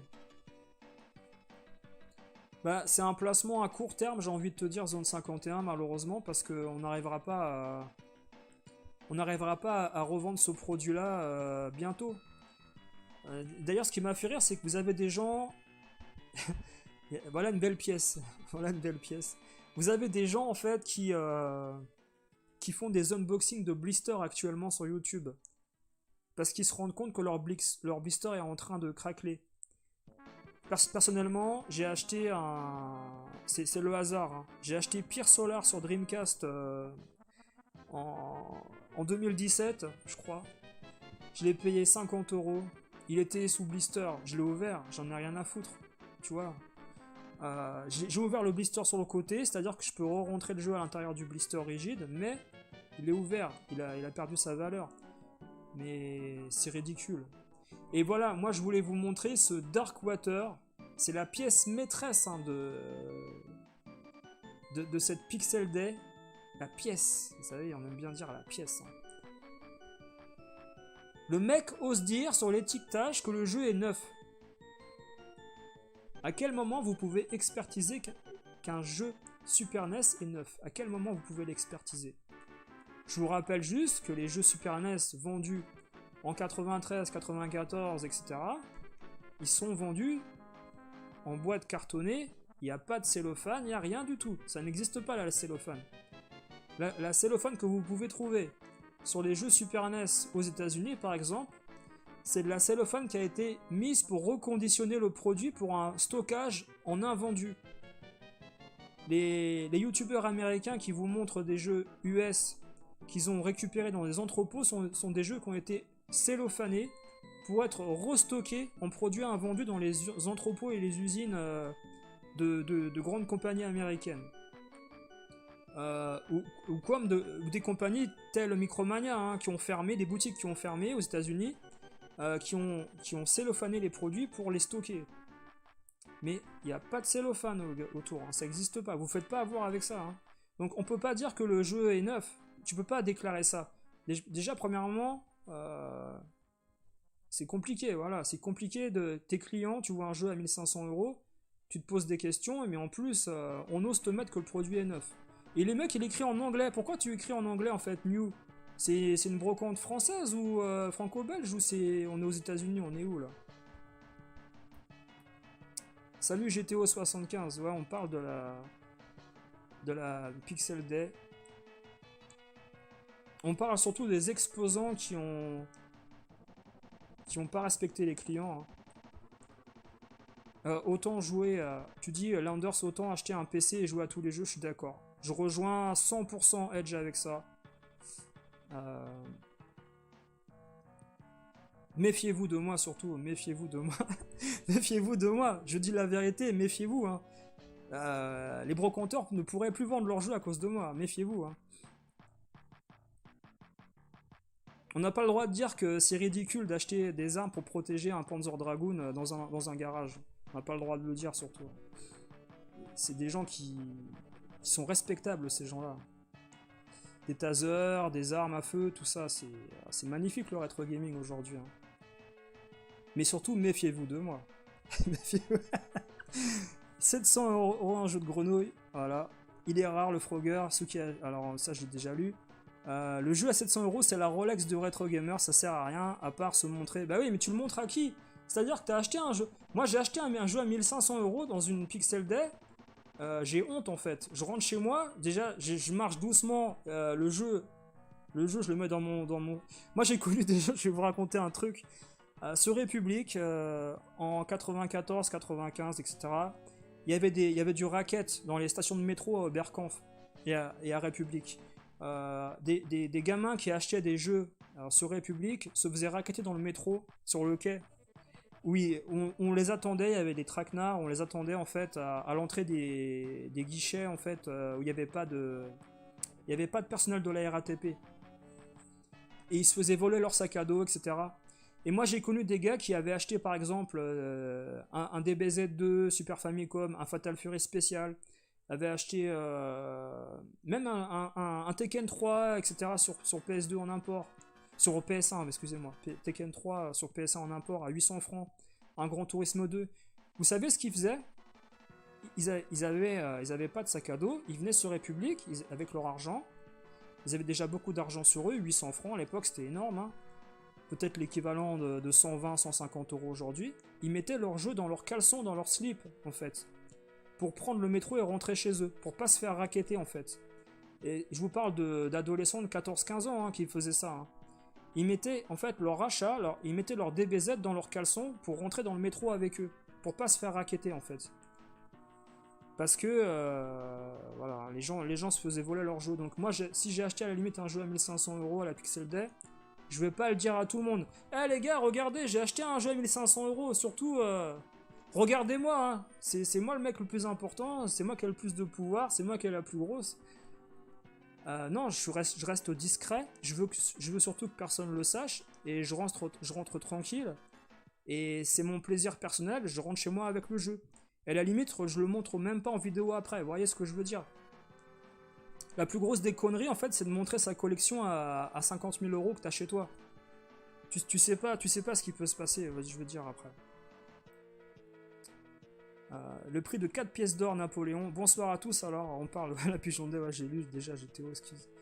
Il y a aussi les nouvelles générations qui s'en tapent. Bah, la nouvelle génération n'est pas au courant du routing sur les jeux. Hein. Il y en a plein qui ne le savent pas. Hein. Quand tu vois l'engouement qu'il y a eu sur les jeux GameCube il y a 3-4 ans hein, sur République, tu peux te dire que ces gens-là n'ont pas eu conscience des trous qui se perçaient tout seuls sur les jeux GameCube et Saturn. À première vue, ça a pas l'air neuf. Bah après, voilà, moi c'est un screenshot d'une vidéo YouTube, j'ai pas pu faire mieux. Ça peut être une boîte repro, hein. Dragon Ball Advance, tu dis 350 €. Alors attends. c'est compliqué de... C'est nimp, la version Jap est bien meilleure. Mais oui, il faut acheter le jeu en 60 Hz déjà pour les consoles de salon. Mais il y a des choses en moins dans les versions... voilà, il y a des choses en moins dans les versions PAL. On est d'accord, sur République, pour 100 balles, tu le trouves, ouais. Salut Abyss, ouais. Ça fait longtemps que je t'ai pas vu d'ailleurs, Abyss, ouais. Bah ouais, c'est presque la fin. Je pense que c'est la fin parce qu'on a beaucoup parlé. Heureusement que tu es là, sinon on pourrait acheter des jeux. Ah bah, je pense que vous n'êtes pas assez con pour... vous n'êtes pas aussi con pour avoir besoin de moi et ne pas acheter des jeux à 1500 €. Quel guignol, l'autre avec son taser, bon sang, il est suivi.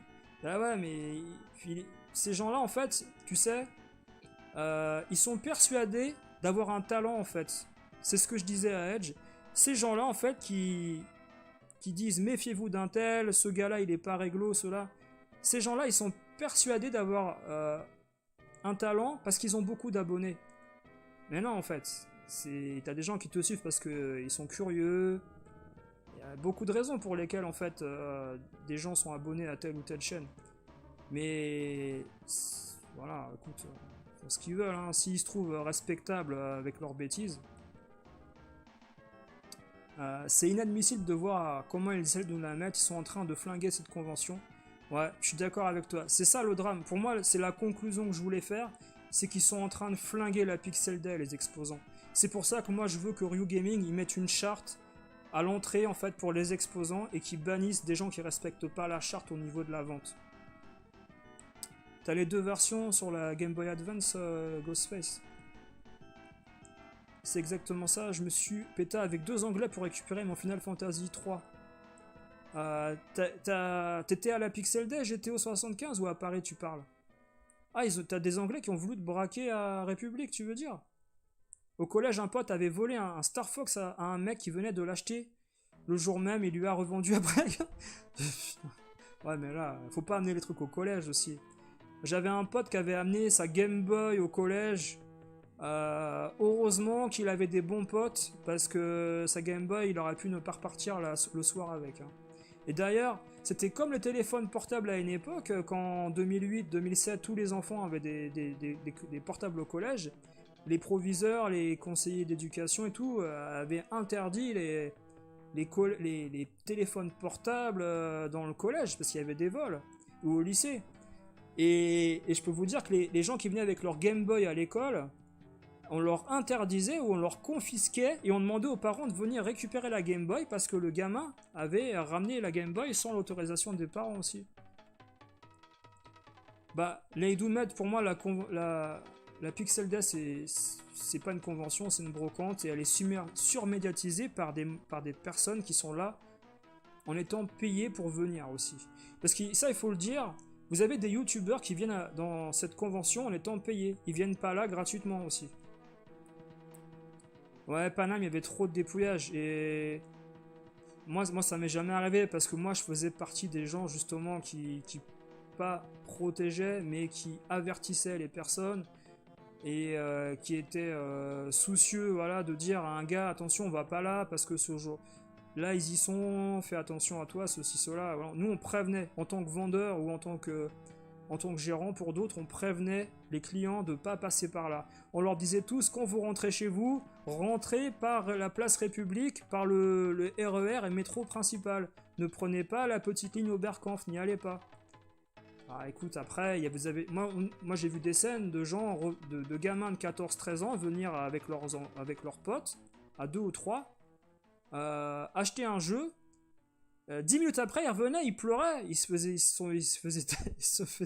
faisait taper et raqueter, mais on les avait prévenus, mais écoute, ouais. Regardez-moi, j'ai acheté un jeu de grenouille à 700 €.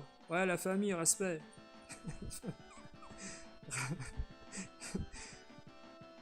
Chérie, ce soir, je peux t'inviter au resto, mais je peux te faire des cuisses de grenouille. Je connais pas de jeunes de 20 ans qui s'intéressent au rétro gaming, ça m'a surpris, ouais. Ghostface Killer, j'ai chopé la cartouche Jap de DBA pour 35 €. Je me demande si Ryu Gaming va faire une vidéo sur le prix des jeux. Et le pire dans tout ça, c'est que Ryu Gaming, franchement, là, à partir du moment où si tu fais une vidéo pour dire je comprends pas que les prix soient aussi élevés, là, je te respecte plus. Là.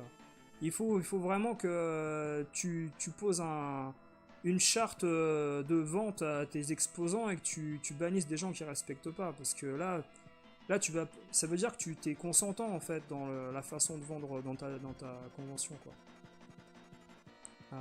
Ouais, tout le monde se. Mais en fait, qui écoute Julien Chiez en fait? Je crois que personne n'écoute Julien Chiez. Que ce soit pour les notations ou les previews. Personne. Je pense qu'il a un public de Philippins et de Malaisiens, Julien Chiez, qui est assez impressionnant, avec des bots et des faux abonnés.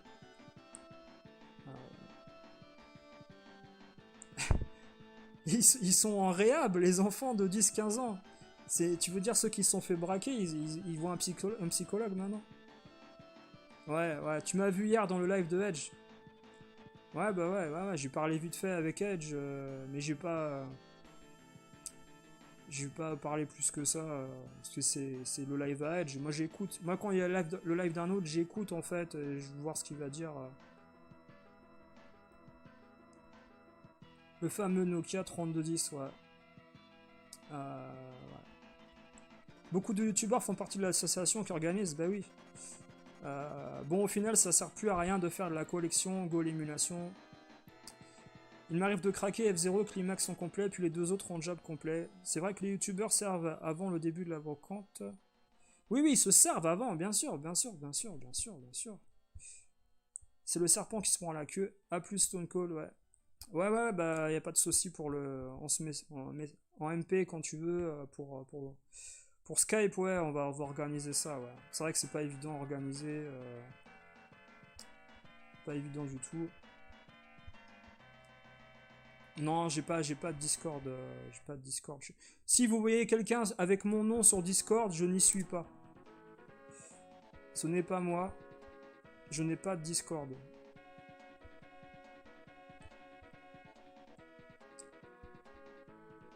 Donc voilà, après, je pense qu'on a fait le tour de la discussion qu'on pouvait avoir. Je vous invite vraiment à aller voir la vidéo de Serial Gamer, qui a fait quelque chose d'hyper intéressant au niveau du retour. Il faut pas qu'il s'inquiète de créer des polémiques ou quoi que ce soit, parce que ça va servir à tout le monde. Sa vidéo va servir à tout le monde. Vous voyez ce que je veux dire? Ça va servir aux gens qui ne sont pas allés, ça va servir aux gens qui voulaient y aller, et c'est une vidéo honnête. C'est une vidéo honnête comparée à ceux qui ont été payés pour y aller, qui vont vous dire c'est super, blablabla, etc. Et puis c'est des gens du Nord, voilà, Serial Gamer et son pote. Donc c'est des gens qui sont sur place déjà. Voilà. Donc je vous dis merci à tous d'être passés, et puis j'espère qu'on a discuté à peu près de tout ce qu'on avait prévu de discuter. Je vous dis à bientôt, passez une bonne soirée, portez-vous bien, et puis si vous avez d'autres avis sur la Pixel Day, que vous avez apprécié, bah écoutez, c'est super. Et que vous avez acheté des jeux que vous n'avez pas trouvé ailleurs, bah c'est encore une fois c'est super. Force à vous. J'espère que dans le futur, voilà, les Pixel Days seront différentes et pas simplement des bourses d'échange pour des gens qui ont 200, 500, 800, 900 euros d'argent de poche à dépenser en un jour. Je trouve ça ridicule. Moi, encore une fois, les gens qui disent ouais, les prix c'est n'importe quoi, c'était trop cher, mais j'ai quand même dépensé 900 euros, hein. Ouais, non, mais vous justifiez pas, les gars, c'est pas normal. Faut pas participer à ce genre de festival si vous trouvez les prix ridicules. Un jour ou l'autre, les prix sont amenés à être équivalents sur toutes les plateformes, c'est vrai, mais il faut retarder les choses. Il faut toujours retarder les choses le plus possible, voilà. Bonne soirée à tous, salut salut à Ghostface, Zone 51, GTO, Lodou, et puis à bientôt.